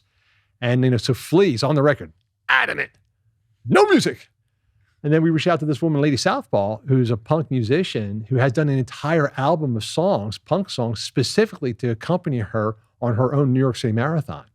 And she wrote all these songs and she plays them. And then, so we have this back and forth, you know, she's like pro music, Flea's like no music.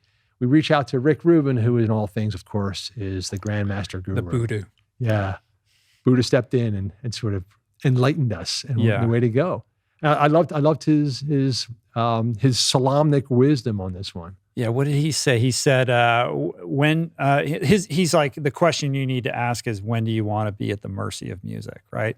Like, you can understand that Flea is music. So when he goes running, he needs a break from that, right? But not everybody is a musician, so they can leverage it for certain purposes. I mean, I think there's beauty in both, but I do like this idea of programming a playlist of songs that all have that specific beat when you're in the process of trying to, you know, rewire your brain and your form and your technique around that cadence. And with that, I think what's key is to feel the cadence, to feel the music, to feel the beat versus looking at the watch. We can have our watch tell us where we're at, but that doesn't create that feeling and understanding of what it feels like. It's just like feeling a good and bad stroke. You feel a bad one and you adjust while you're swimming. I want people to, while they're running, to feel good and bad so they can adjust. This is really the common idea of the entire book, is that understand the purpose of what you're doing. So we look at like food, for instance, our first chapter, you know, your fork is not your coach. So many people get into running as a relationship with their food. They're either trying to lose weight or get in shape. And if you're on that hamster wheel, you will never be happy. You will never outrun a bad diet. And so, again, we're not going to be purists, but, you know, Phil Maffetone has a thing called the 2-week test, which to me is like the genius approach to food. Don't say, oh, I should be keto, I should be vegan, I should be this, that. Listen, let's just strip out all the high glycemic foods for 2 weeks, reboot your system, reintroduce them, see how you feel. Minimalist footwear. Let's take your shoes off, see how you feel. If you want to put on a cushioned shoe, have at it. Right. But if you want to understand the relationship between what you're using and what results you want to have, you need to get back to first principles. Music is the same way. Rather than just blasting something in your head to forget, to distract yourself, maybe there's a purpose. If you put on, like Lady Southpaw, genius did, put on 180 beats per minute, she's getting the satisfaction of an uplifting melody, but at the same time, she's got 180 strides, and it's a tool that actually helps her as opposed to distancing herself from the experience. Yeah. You mentioned Phil Maffetone, the Maffetone method. I mean, I love Phil Maffetone's teachings. It was transformational in my own, you know, endurance journey. Did Rick Rubin tell you that Phil Maffetone used to live with him? He like moved him in with him. What's funny is that's a weird confluence of like two worlds that you would not predict. Anything in the world of Phil Maffetone is cool and weird. He lives in a place called Oracle, Arizona. And of course you do, Phil Maffetone. Where else would you live except a place called Oracle? I met with him once here in California. He's like, hey, let's go over and check out like Shangri-La. I'm like, you mean like the place where Dylan hung out? He's like, oh yeah, I got the keys. Like, what? Oh yeah, you know, I'm buddies with Rick Rubin and he brought me in to deal with Johnny Cash. I'm like, dude, every time you open your mouth, right, it's a journey. Nuts. Yeah, you think he's a runner's geek kind of guy. Like, what is he doing, you know, meeting Rick and dealing with Johnny Cash? Right. It's wild. Why are you even in this world? And why is Mike Pig calling you in the first place? You know, you're a chiropractor from Buffalo. Yeah. But that's it. That is the weird journey of Phil Maffetone. Well, he's really initiated this conversation that seems to be mushroom clouding, at least on the internet right now, around zone training. Like in my world, there's so much interest in zone 2 training and understanding what it means to, you know, be in that aerobic state. And there's super geeky podcasts, and we've certainly had many conversations here about that. Your whole section in this book, which is under the focus pillar is really about zone training. And it could have been an incredibly dry, like here's, scientific with graphs and all kinds of stuff about like how you set your zones and why these zones are important and how to train at the polarities of them. Instead, it's about Caesar's Roman army of runners and, Laird talking about, how to hold your breath and why that's so important. So that's just such a beautiful way to introduce what could be, difficult topics for people to understand in a way that allows them to kind of resonate in your memory. For me, I'm not really interested in something that's a new revelation or a gadget. I get really curious when I start to see the same thing popping up again and again and again throughout history. If you look at Tarahumara huaraches, those sandals, like, wow, you know what? Roman centurions wore them. Greek messengers wore them. The Tarahumara could wear different footwear. They have the capability to put arch supports or cushions into those sandals. They chose not to. So to me, it makes sense when you have a timeline of a device that has reemerged. Cold plunges, okay? They've been doing it throughout history for a particular reason. And zoned training, the zone 2 training, if you look at the physiology, anytime we start to put ourselves into a state of oxygen distress, the second we are out of that zone 2 and we're starting to approach our aerobic threshold, then your body has a physiological change. Your peripheral vision will kind of shrink down. Your body posture will change. You're in a flight mode, and your body reacts to that. And so to me, the joy quotient starts to go down a little bit. Completely. And actually what your body is going to then, what it's going to, a stored memory is going to be, hey, never put yourself in this position again because this is trouble. And so when you start to do zone 2 training and you realize, there's a way where my back's open, my diaphragm's expanded, I'm actually enjoying what I see, I'm smelling and sensing things. Because of pure body chemistry. When your body is in distress mode, you're going to shut out sensory perception, only tunnel vision. And then you start to look back through time, like, let's look at the Roman centurions. What was their pace? Because what they were famous for was they were covering a ton of distance with packs in a record amount of time. That's what made them so formidable. And you start to look out, and people have done this. The military historian, like uber scientists, have figured out strides per minute and miles per hour.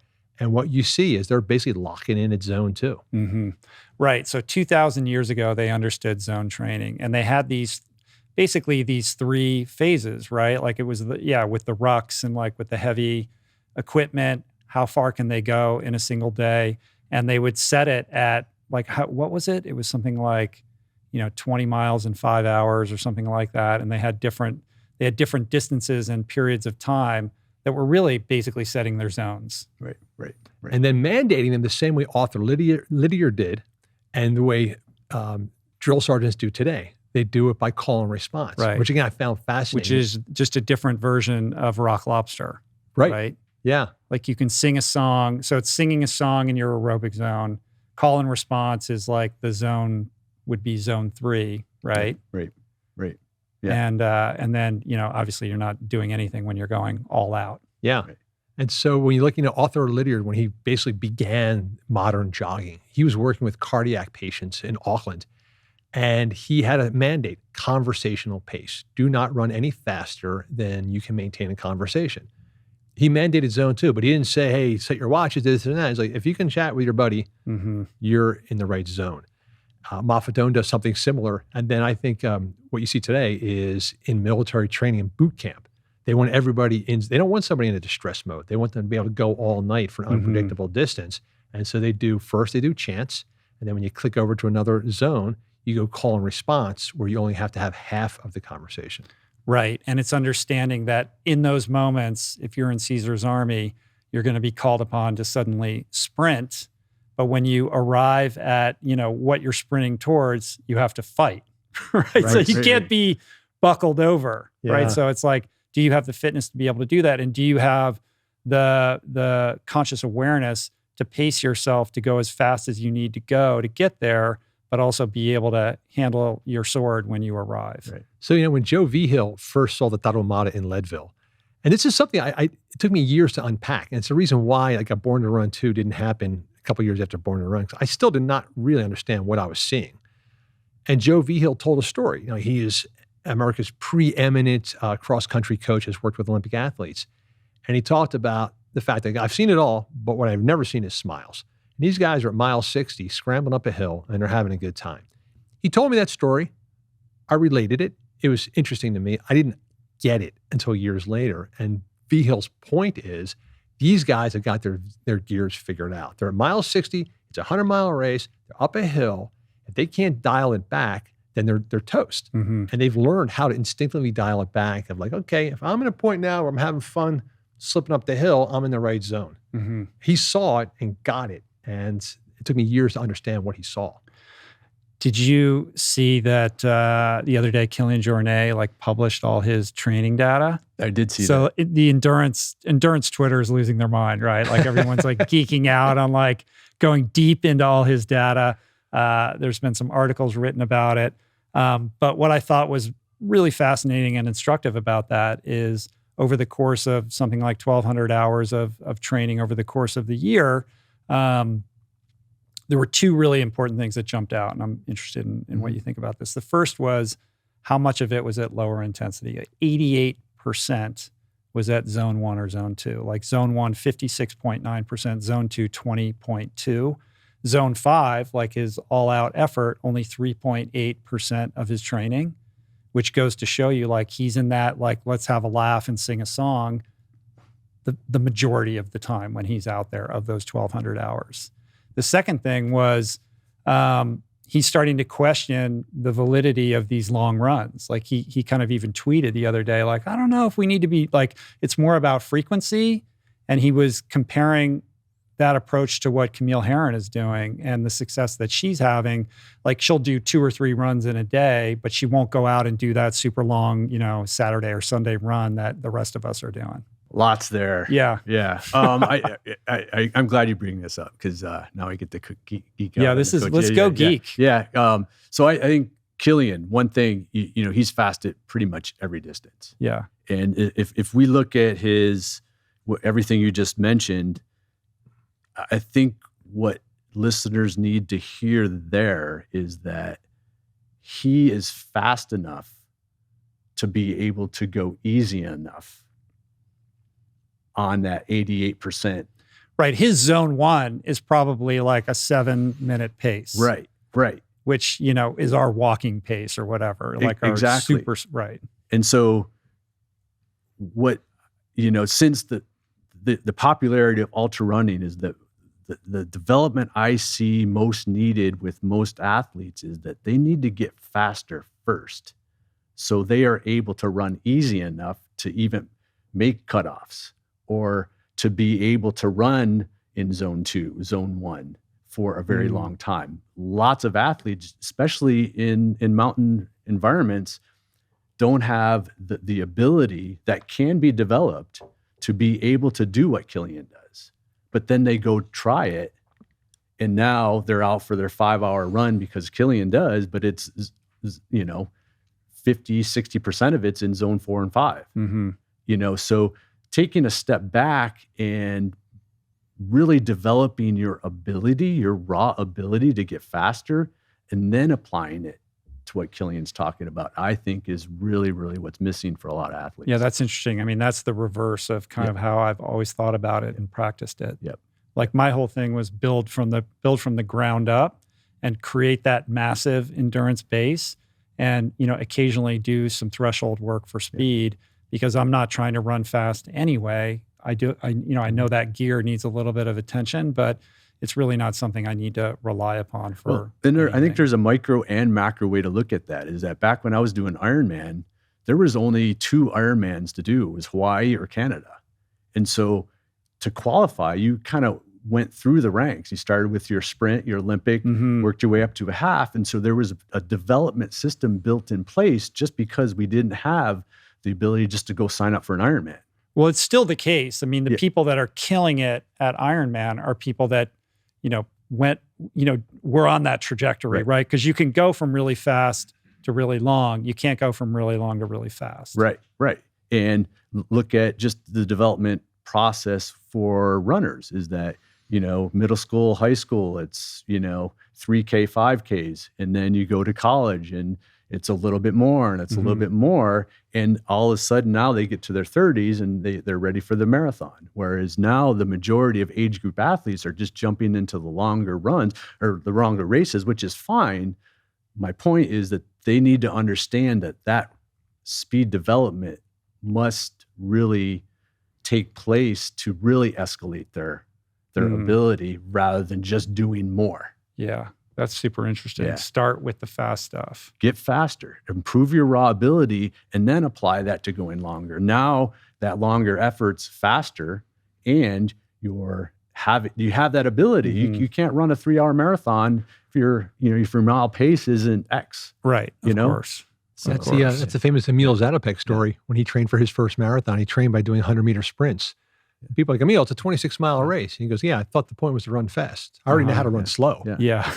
Well, this is sort of jumping ahead to the kind of community, family, fun section of the book. But the story around, what's his name? Billy and his wife. Billy Barnett. Yeah, Billy Barnett and his wife, after having a baby and going from just, endurance lunatics to doing very little, and then having PRs when they kind of just had let go of any expectations of even attempting to try to do anything all that fast. Yeah, well, I keep hearkening back to the eternal wisdom of Barefoot Ted. So one year I was pacing Ted at Leadville, and I pick him up at mile 85. And this is no man's land, man. This is the Valley of the Lost, mile 85 in Leadville. The aid station 10 is full of people who are ready to DNF and tap out. It's after 2 Hope passes, right? Yes, and it's dark. It's like 2 or 3 o'clock in the morning when you're coming in.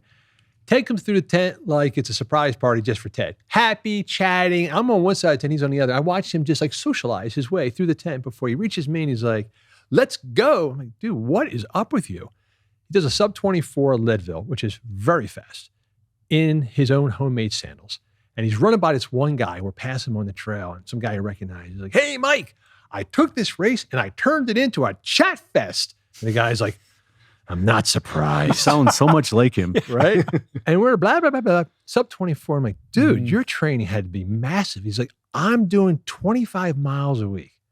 I'm like, how in the hell are you doing a sub 24 Leadville on 5 miles a day with 2 days off? And he goes, Mikoso, I'm not interested in the limits of what's painful. I'm interested in the limits of what's pleasurable. And I'm just rolling my eyes back so far in my head, I'm spraining my eyeballs. But I think about it. His 5 miles a day, I bet we're smoking fast. He probably did some yoga, had an acai bowl, wherever the hell he eats, and then just blazed out. He's doing 25 very fast, very technical miles a week. And he was able to link that in. Matt Carpenter told me that one time too, the guy who holds the Leadville record. I went to the temple of Matt Carpenter to learn the secret of running the world's fastest Leadville. And he took me out to a park with his 5-year-old daughter. And he goes, all right, walk to that tree and race back. So I raced a 5-year-old. I will not tell you who won. And then he goes, all right, do it again. All right, do it again. And that was it. Walk to the tree, sprint. Walk. And he goes, you just got to shorten the distances that you're walking. And that's your training. Wow. To be fair with Barefoot Ted, though, he's sitting on years and years of miles, right? So he has this vast reservoir of endurance capacity. Yes, there's a lot going on with Ted. I see a picture of Ted today. I'm like, how is this guy so freaking jacked? I don't get it. He is 3% body fat. I don't know. I cannot plumb the genius of Barefoot Ted, but I think he has a lot of things. I think he, like me, we have a kind of kinship because I think we're both undiagnosed ADHD. I think his wheels are churning from the second his eyeballs open in the morning. Right. One of the things that blew my mind in the book is this connection between the brain and the barefoot, and this study that showed that working memory improved 16% after a barefoot run, whereas there's no improvements with normal shoes.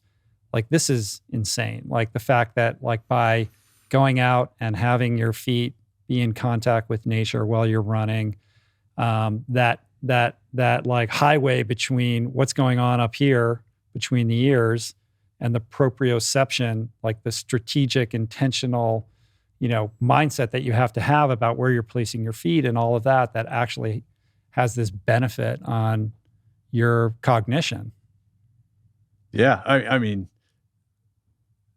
that to me says it all. I mean, and where it can, we all can do this in the way that we need to for our own selves. It's that you might just start running on the dirt road or the gravel that you talked about, and someone else might be doing it all the time like Chris, but it all has a benefit in our own way. And finding it doesn't have to be that all or nothing thing. That maybe what's out there is that you don't have to just become a minimal runner. It's like, use it as a tool. And this is coming from a coach, is that it's so powerful. It's how we use our feet is such an element of what athletes need to do.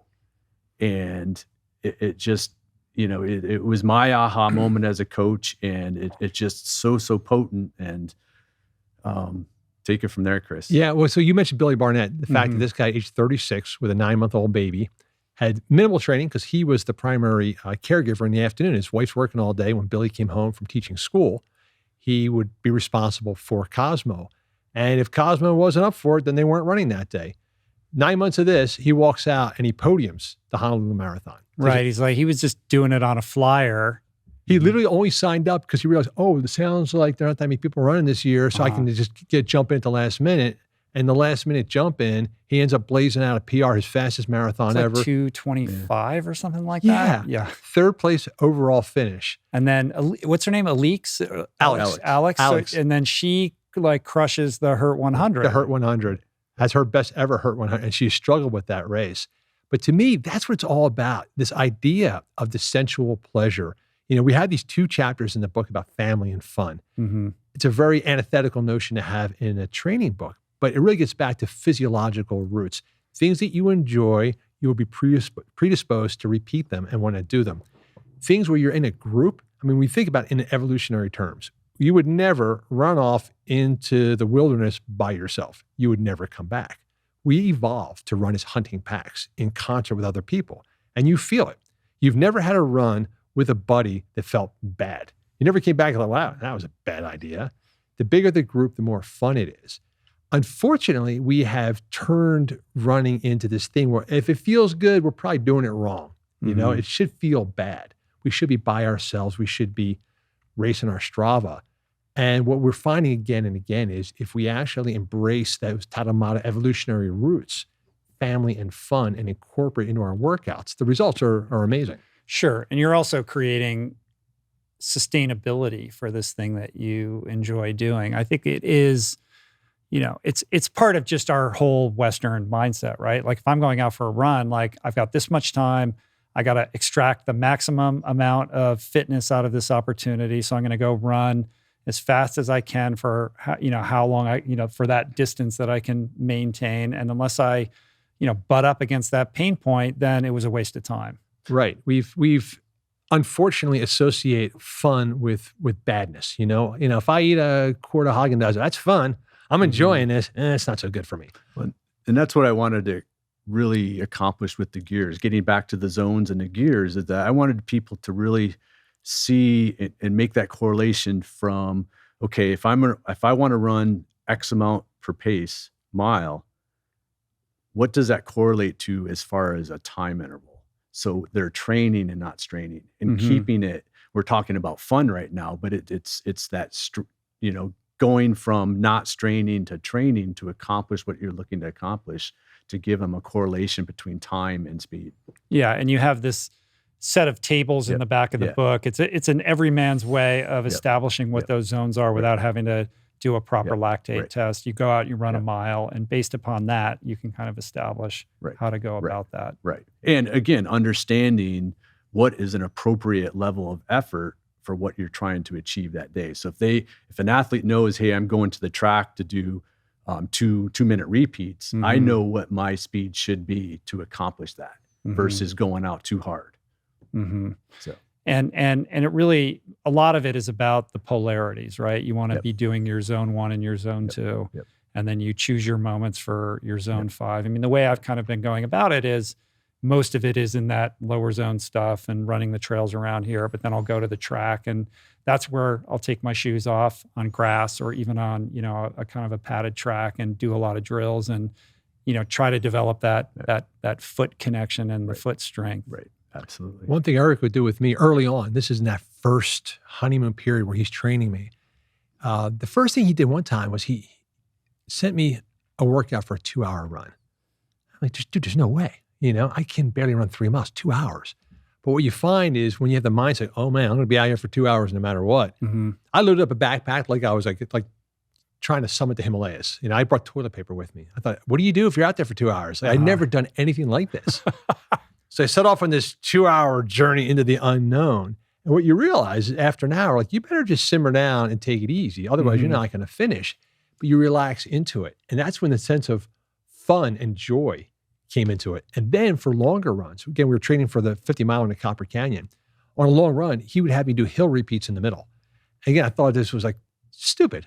You're taxing me out. You're burning me out in the middle of a run. But it taught me to wake up, get my form dialed in, got my heart rate up again instead of this slow, steady slog toward the finish line. So his way of incorporating those gear changes, where you kind of rev the engine a little bit, was just, to me, just brilliant. Yeah. I mean, that's where you get into real fitness, right? In Ironman, it's all about the slow locomotive. You kind of get up to speed and then you just hold it there all day. But you don't have that. You don't have a lot of gear change ability, in that distance if you're training for that specifically. And when you are doing those gear changes, you create that resilience. So you can attack a hill, but you're also, because you're doing so much aerobic work, you can bring that heart rate back down quickly. So you don't have to stop at the top of the hill and buckle over for a minute. But for me, even more so, it's what we're doing for the structural system. Is that a lot of what's in the book, waking up all those muscles and groupings and using them in an appropriate manner, activating things. We were in Lawrence, Kansas, 2 days ago or whatever it was, and kind of our MO for these events have been start out with some of our skills in the book, and then go for a run. Mm-hmm. And we did some neuromuscular jumping and what we call leg stiffness. Leg stiffness is a crucial element for performance and longevity for good health and running. And so we went through our leg stiffness exercises and then went for a trail run. And after the trail run, two gals came up to me and they said, those exercises were transformed my running in a matter of 30 minutes, because normally I would not be able to run that trail as a steady run. I felt like I could run forever. And that's that connection that you're talking about. And that how faster running for me is less about maybe the anaerobic or what we consider it from a cardiovascular standpoint, but what it's doing with our connection with the ground and our structural system. We were in Baltimore with a group called the Riot Squad. Running is our therapy. And there's a new runner there, Justine. And toward the end of the run, it's getting dark. She's laboring, struggling.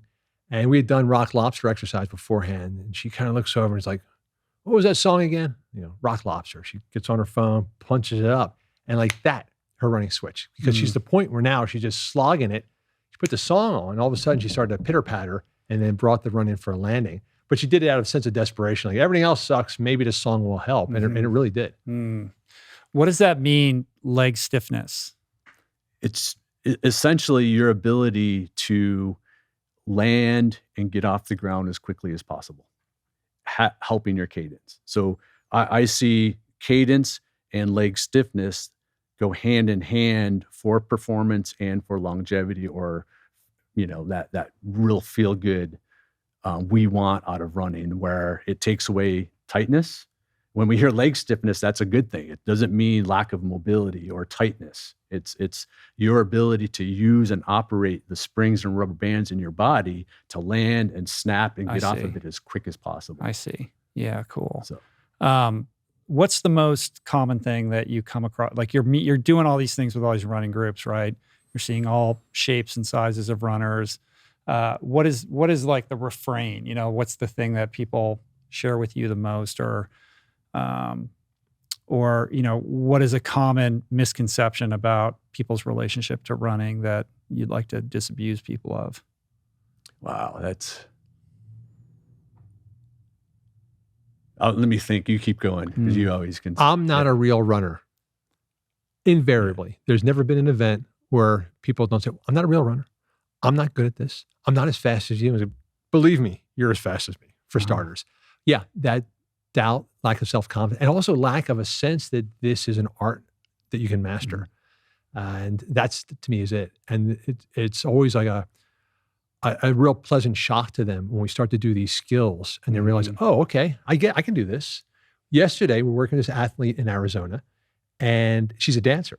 So she's struggling to run, and then Eric stops and goes, hey, show us a couple dance steps. And she just clicked.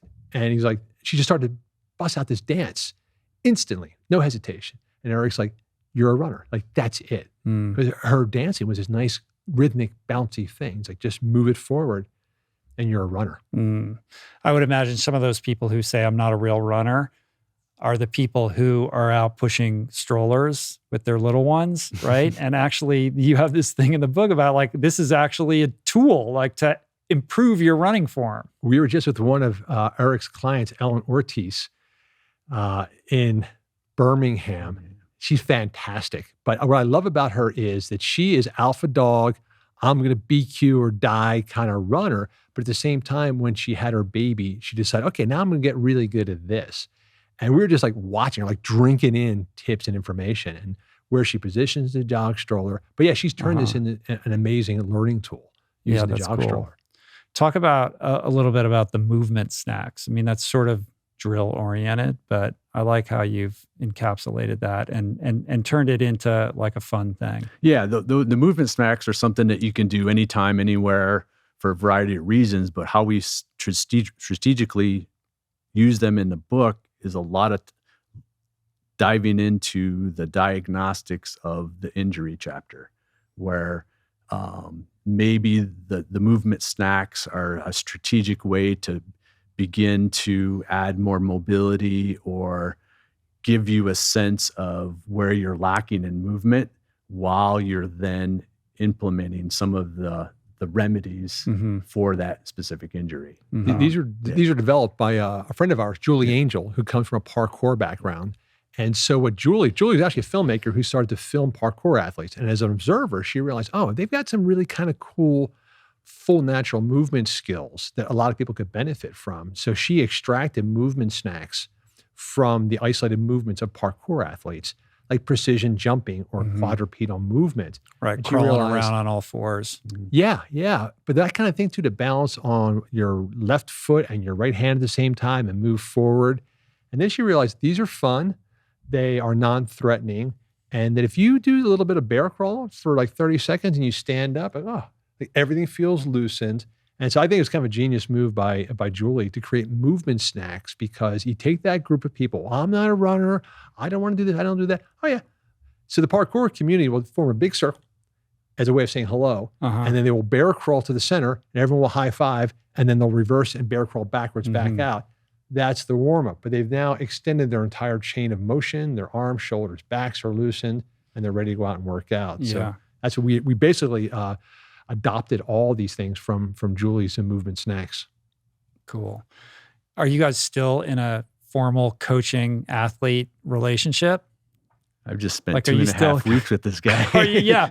I'm like curious, like, what does Chris still need to work on? What does that look like?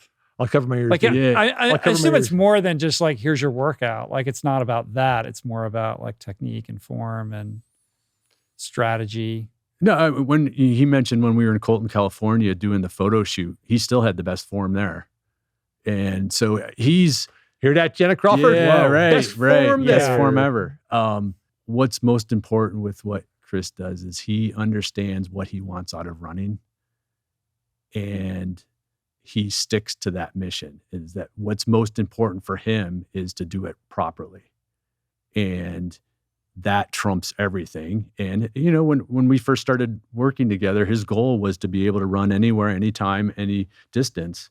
And that's kind of where we say, begin the book of his transformation over 15 years. And so I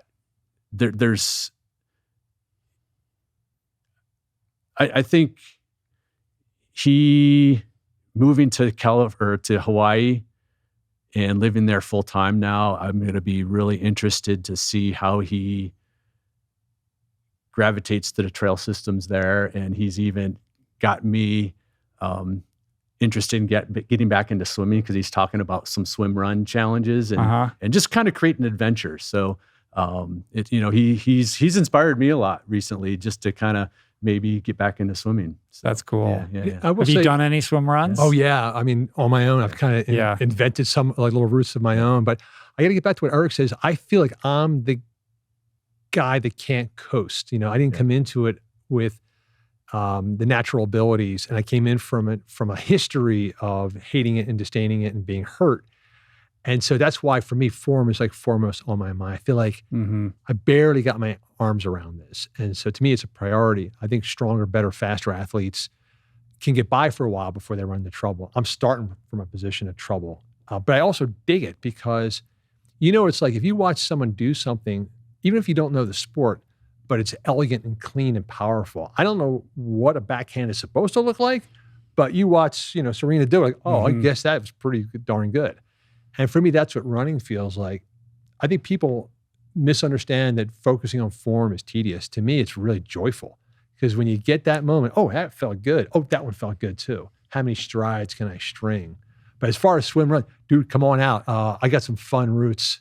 And I just did it on my own because you realize, there's like a canal I can swim across about a half a mile. Right. Where I can run this certain trail and it pops out on a series of beaches with rock jetty in between. So you can come off a trail, jump in the water, swim a quarter mile, land on the beach, run down, swim another quarter mile, and just, make your own swim runs. I love it. Are you on Oahu? Yeah. Are you like in the Honolulu area or like Kailua, like up north? Kailua. Yeah, Kailua. Cool. Yeah, that's where my wife grew up. Yeah. Nearby in Kaneohe. Yeah. Yeah, that's very cool. No, I went down the swim run rabbit hole. I did Otillo in Sweden, and it's cool in Europe. Like it's a whole thing, man. And these guys have it dialed, and it's a very specific skill set.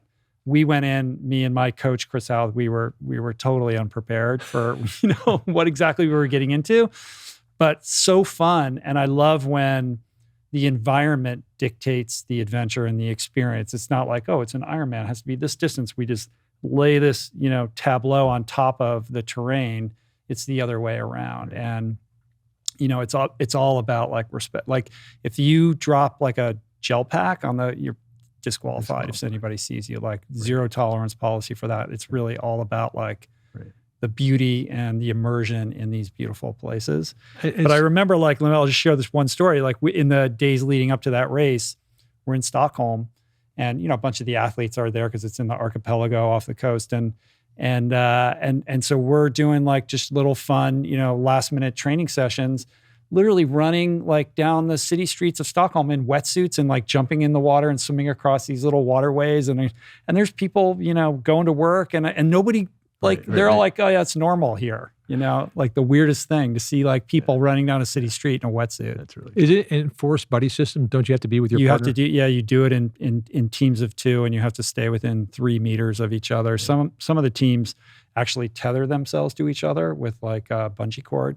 type deal. And you can like use whatever you want. Like most people have hand paddles and you swim in your tennis shoes and the whole thing and just crazy. Right. I love that partner aspect of it. To me, it's like hearkening back to that. Adds a whole new kind of element of the whole thing, which is about fun and community, family, like all these things that you talk about in the book. Yeah. It's cool. Was it brutally cold though? We had it's a longer story, but we had like the worst weather ever. Terrible, which made it epic. I'm glad in retrospect. It was sideways rain and crazy wind and chop and swells and all kinds of stuff. Did it make it, in retrospect, all the more satisfying, or like, I really wish it was terrible on the day. Yeah. But now looking back, I'm so glad it wasn't like a glassy day. Like we that's what we signed up for. Like I hate cold water. It was like, I'm going to go do this thing that I'm kind of scared of. Right. We did fine. Like I held my coach back, of course, as I should. Right. But it was an experience I won't soon forget. And now you're seeing swim run competitions starting to pop up in the States. And I think that's a really cool thing. Yeah. And I hope the U.S. versions actually maintain that buddy mandate. To me, it's a whole different kind of experience. The Americans, they don't like that though. They're like, I don't want to do the thing with it. I want to just do it myself, right? But that's kind of beside the point. Yeah. Of the whole thing. Cool. Well, let's end this with a couple drills, things that you can, I don't know if we can if it's possible to articulate it in a way where people can kind of understand, but like one or two things that people could start to practice where they can get a gauge on like, oh, this is why I feel this way because this thing is weak or what have you. Yeah. So maybe we can hit it from two sides. One, what we call the foot core, where we can train our feet. We've got muscles on the bottom of our feet, and there's some simple but very, very potent ways to train your feet. And it's you always kind of want to work barefoot. It's simply taking off your shoes and socks and balancing on your forefoot on one leg. Mm-hmm. And Chris is sick of me hearing saying this, but you're going to feel it where you need it. The weakest link is going to show up. It might be for someone, hey, they start to feel it in the feet and the arch, or it might be the calves, or hey, they're strong down there. They bike or they do mountain running, and so they're strong down below the knee, but they start to feel it in their glute, and that's how the feet really affect everything up through the leg. So again, simply barefoot, forefoot balancing. Right. I've noticed. And I don't know whether this is an age thing or a weakness thing or whatever, but my balance got really bad. Like when I stand on one leg or I'm putting my underwear on or whatever, I'm like, why can't I just, hold myself up in a stable way?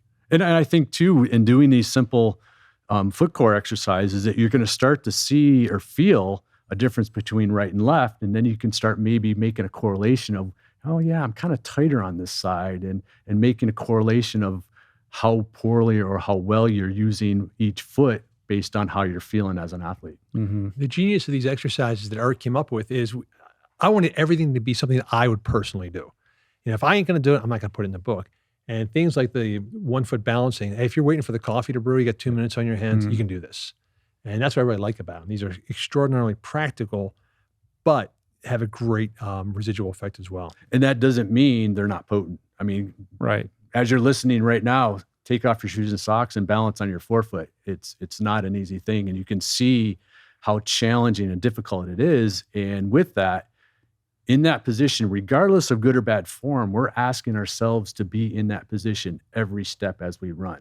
And you need to be stable there. And that's how we can really train the feet. And he has the self-correcting part of this is that Eric doesn't give you any instructions on how he goes, just move your arms, move your legs however you want to get that balance. What you find is you self-correct. You realize, if I just kind of tighten my core up a little bit, if I straighten my posture, if I do my arms like this. Mm-hmm. And so you do it for 30 seconds and your body will find that balance that you were struggling for just by putting itself in that position. Yeah. The tweak for me is embracing the fact that so much of that is about like creating those neural pathways. It's not about suffering. Like, the athlete in me is like, I'm going to do it until it hurts. Or how many of these lifts, am I going to do? Well, I'll just do it until it's burning like crazy. But it's not really about that. It's really about just developing the habit as a preset. And that's about like your mind connecting with that movement. It's not about like, hitting anything hard. It's the best warm up you can do because now we're turning that electrical system on before we go out and run. Yeah. So another one, leg stiffeners we talked about is simply, there's 3 types of strength. We have concentric, eccentric, and isometric. And the eccentric and isometric is very rarely talked about. And especially the isometric, where it's that when we land as a runner, there's a moment in time after our land and before we take off that is really, really crucial for injuries, that isometric hold, okay? A lot of runners don't have that. So leg stiffener exercise would be simply standing on your right foot barefoot and just taking a short leap forward and sticking it like a ballerina without a whole lot of leg movement. You want to stick it without movement and just kind of progressively hop forward with that stick, 2 or 3, 5-second stick to create more leg stiffness to allow you to really get off the ground. Right. quicker. So that creates the ability to be resilient in that isometric position and avoid injury. And it's a great way for people who are training for a hilly race that might not live in that area. And now we're training that eccentric landing as well that we get from downhills that maybe they don't have. So yeah, cool. Yeah. Can we go outside? Yeah. And you're gonna like put me through the ringer? We're gonna look at your. All right, good. What's cool about this is that people love these exercises. People go, I'm not a runner. And you have them do the sticky hop lunges and you just see that like they're having fun. It's a playful game. Yeah. Cool, man. So, yeah. Well, thanks you guys. I appreciate it. Born to Run 2. I'm so excited for this to be out in the world. Again, it's the how-to on Born to Run. I think it's going to help a lot of people. This was a very worthy investment on your guys' time and like a gift to all of us runners out there in the world. So I appreciate it. Thanks for having us. I imagine that there are a lot of people who are going to come and ask like, oh, how, they're going to want you to coach them. Like, is that what you do? Is there some place where people can learn more about you, resources, et cetera? Yeah. So I have my website and ericorton.com and kind of, there's lots going on. I have my YouTube channel, which is kind of the place to go see the how-to tips in YouTube environment. But what I do kind of daily is I coach runners all over the world for marathon and ultra running, kind of the traditional type of coaching. But then I do camps and clinics and speaking and have people visit me in Jackson Hole to kind of dive into all this dysfunction that runners tend to have. We kind of hitting it from two different coaching environments. Yeah, very cool. Yeah. And if there's, people on the tip of like community and finding a pack to run with, are there good online resources for people to go to who are living wherever, who want to see like what's available to them? Here in California, there's an amazing one called The Rundown by Iman Wilkerson. Mm-hmm. And she actually tipped us off to some of our favorite affinity group running clubs. There's a group in San Diego called the Santa Mujeres, Latina runners. Mm-hmm. So check out The Rundown in California and points beyond. But otherwise, you just got to check your local community. There are these, we've been blown away. There's Run for Chinatown, Harlem Run, 8-6 Go across the country. There are these incredible proliferation of small groups. Yeah, super cool. And with that, one aspect we were kind of maybe hoping with the book was that now giving maybe some resources for people to start their own clubs and their own crews and having maybe a systematic way about going about it from a training perspective. Yeah. So awesome, man. Well, I'll link up all your socials and websites and all that kind of stuff, and obviously where to get the book and all of that. And, you guys are probably coming to a city near the audience at some point. You're kind of on a tour. You're going to go home, but you're going to go back out around the book when this comes out. And I'm sure it's going to be a hit. And it's been lovely talking to you guys. I appreciate it. I'm at your service. Anything I can do to help you guys out in the mission that this you're is on. Really fun, man. Thank you. Thank you. Yeah. Cool. Awesome. Peace. Yeah. Plants. And thanks for the pinole. Right. Yeah. Right. Those bites are tasty. One thing I was going to ask you, we're still rolling, right? Yeah. This is sort of a Micah True thing, but when you had to move the market on chia seeds when Born to Run came out, and I'm sure you get asked this all the time, like you could have started a chia seed company and completely, dominated that market. It's kind of funny. I was trying to track how many companies went on Shark Tank based on something out of Born to Run. Right. And my daughters are having acai bowls and they're putting chia on, but they hadn't soaked it. I go, you have to soak it. And they go, no, you don't. You don't understand. I invented chia. I'm the guy. Yeah, right. There's teenage disdain for you. I don't know, dude. It was kind of funny. I look back on it and you're not quite sure. Like, I'm happy to take all the chips and think I'm, the cause of everything. Mm-hmm. But I don't recall chia being around at all until after Born to Run came out, and then suddenly, bam, it was off it went. Yeah. No, I don't remember hearing about it before that, but, I make damn sure I put those in my smoothie or on my cereal pretty much every day. Yeah. Do you soak them first or you put them on dry? Depends on how much time. I sometimes I don't. I know that I'm supposed to, and I'm like, yeah, I should probably soak those, but like I got to go. You don't soak, you just have them ground up, right? I like them ground. Yeah. Ground and dry. Yeah. Okay. Yeah. To me, you got to soak them into those tadpole, things, but yeah, it's kind of a funny thing. And then with pinole, I was getting blitzed by people saying, I want the Taramara superfood. Like, where can I get it? I go, dude, Chihuahua. That's your only answer. And then this kid, Eddie Sandoval. How do I keep forgetting his name? Yeah. In Kansas, Wichita, Kansas, created a company. And so, again, we're not affiliated at all, but I'm just a fan of the fact that he took the ball on pinole and he started to run with it. Yeah, it's very cool. Yeah. All right, man. Thanks. Great. Yeah. Come back again sometime, share some more. Right on. Appreciate you guys.